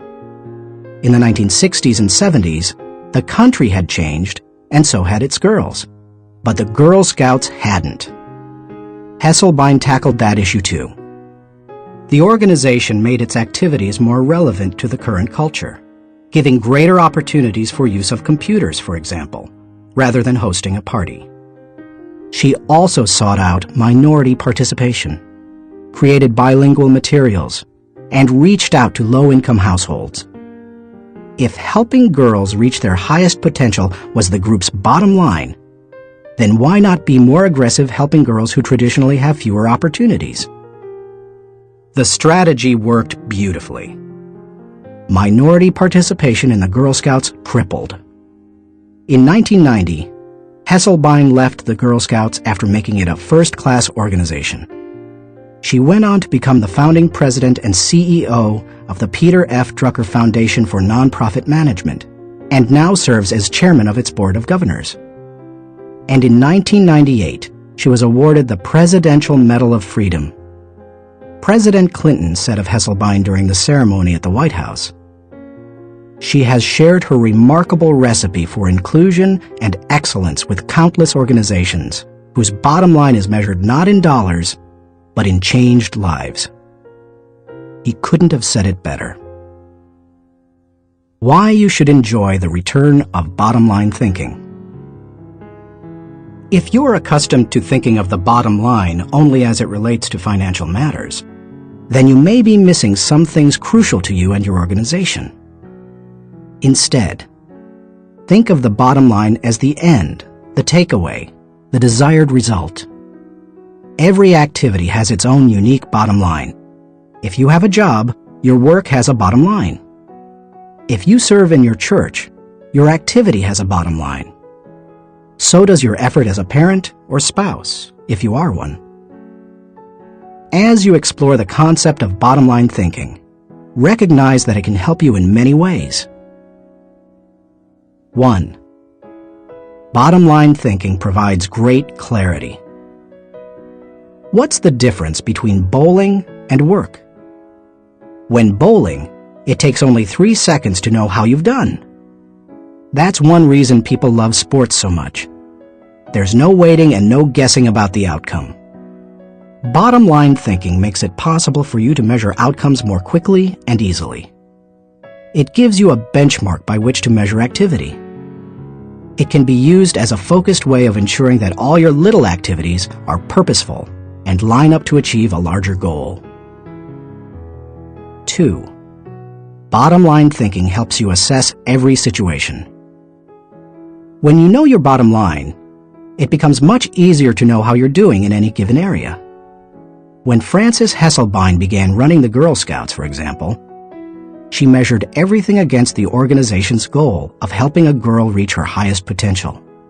From the organization's management structure, which she changed from a hierarchy to a hub, down to what badges the girls could earn. There's no better measurement tool than the bottom line. 3. Bottom line thinking helps you make the best decisions. Decisions become much easier when you know your bottom line. When the Girl Scouts were struggling in the 1970s, outside organizations tried to convince its members to become women's rights activists or door-to-door canvassers. But under Hesselbein, it became easy for the Girl Scouts to say no. It knew its bottom line, and it wanted to pursue its goals with focus and fervency. 4. Bottom line thinking generates high morale. When you know the bottom line and you go after it, you greatly increase your odds of winning. And nothing generates high morale like winning. How do you describe sports teams that win the championship? Or company divisions that achieve their goals? Or volunteers who achieve their mission? They're excited. Hitting the target feels exhilarating, and you can hit it only if you know what it is. 5. Bottom line thinking ensures your future. If you want to be successful tomorrow, you need to think bottom line today. That's what Frances Hesselbein did, and she turned the Girl Scouts around. Look at any successful, lasting company, and you'll find leaders who know their bottom line. They make their decisions, allocate their resources, hire their people, and structure their organization to achieve that bottom line. How to enjoy the return of bottom line thinking. It isn't hard to see the value of the bottom line. Most people would agree that bottom line thinking has a high return. But learning how to be a bottom line thinker can be challenging. 1. Identify the real bottom line. The process of bottom line thinking begins with knowing what you're really going after. It can be as lofty as the big picture vision, mission, or purpose of an organization. Or it can be as focused as what you want to accomplish on a particular project. What's important is that you be as specific as possible. If your goal is for something as vague as success, you will have a painfully difficult time trying to harness bottom line thinking to achieve it. The first step is to set aside your wants. Get to the results you're really looking for, the true essence of the goal. Set aside any emotions that may cloud your judgment and remove any politics that may influence your perception. What are you really trying to achieve? When you strip away all the things that don't really matter, what are you compelled to achieve? What must occur? What is acceptable? That is the real bottom line. 2. Make the bottom line the point. Have you ever been in a conversation with someone whose intention seemed other than stated? Sometimes the situation reflects intentional deception, but it can also occur when the person doesn't know his own bottom line. The same thing happens in companies. Sometimes, for example, an idealistically stated mission and the real bottom line don't jibe. Purpose and profits compete. Earlier, I quoted George W. Merck, who stated, "We try never to forget that medicine is for the people. It is not for the profits. The profits follow, and if we have remembered that, they have never failed to appear." He probably made that statement to remind those in his organization that profits serve purpose. They don't compete with it. If making a profit were the real bottom line, and helping people merely provided the means for achieving it, then the company would suffer. Its attention would be divided, and it would neither help people as well as it could, nor make as much profit as it desired. 3. Create a strategic plan to achieve the bottom line. Bottom line thinking achieves results. Therefore, it naturally follows that any plans that flow out of such thinking must tie directly to the bottom line. And there can be only one, not two or three. Once the bottom line has been determined, a strategy must be created to achieve it. In organizations, that often means identifying the core elements or functions that must operate properly to achieve the bottom line. This is the leader's responsibility. The important thing is that when the bottom line of each activity is achieved, then the bottom line is achieved. If the sum of the smaller goals doesn't add up to the real bottom line, then either your strategy is flawed or you've not identified your real bottom line. 4. Align team members with the bottom line. Once you have your strategy in place, make sure your people line up with your strategy. Ideally, all team members should know the big goal as well as their individual role in achieving it. They need to know their personal bottom line and how that works to achieve the organization's bottom line. 5. Stick with one system and monitor results continually. Dave Sutherland, the president of one of my companies, ISS, believes that some organizations get into trouble by trying to mix systems. He maintains that many kinds of systems can be successful, but mixing different systems or continually changing from one to another leads to failure. Dave says, "Bottom line thinking cannot be a one-time thing. It has to be built into the system of working and relating and achieving. You can't just tune into the desired result every now and then. Achieving with bottom line thinking must be a way of life, or it will send conflicting messages. I am a bottom line thinker. It is part of my system for achievement. I practice it every day. No other measurements, no wasted efforts." Dave calls members of his field team every night to ask the bottom line question they expect to hear. He continually keeps his eye on the company's bottom line by monitoring it for every core area. When it comes right down to it, regardless of your bottom line, you can improve it with good thinking. And bottom line thinking has a great return because it helps to turn your ideas into results.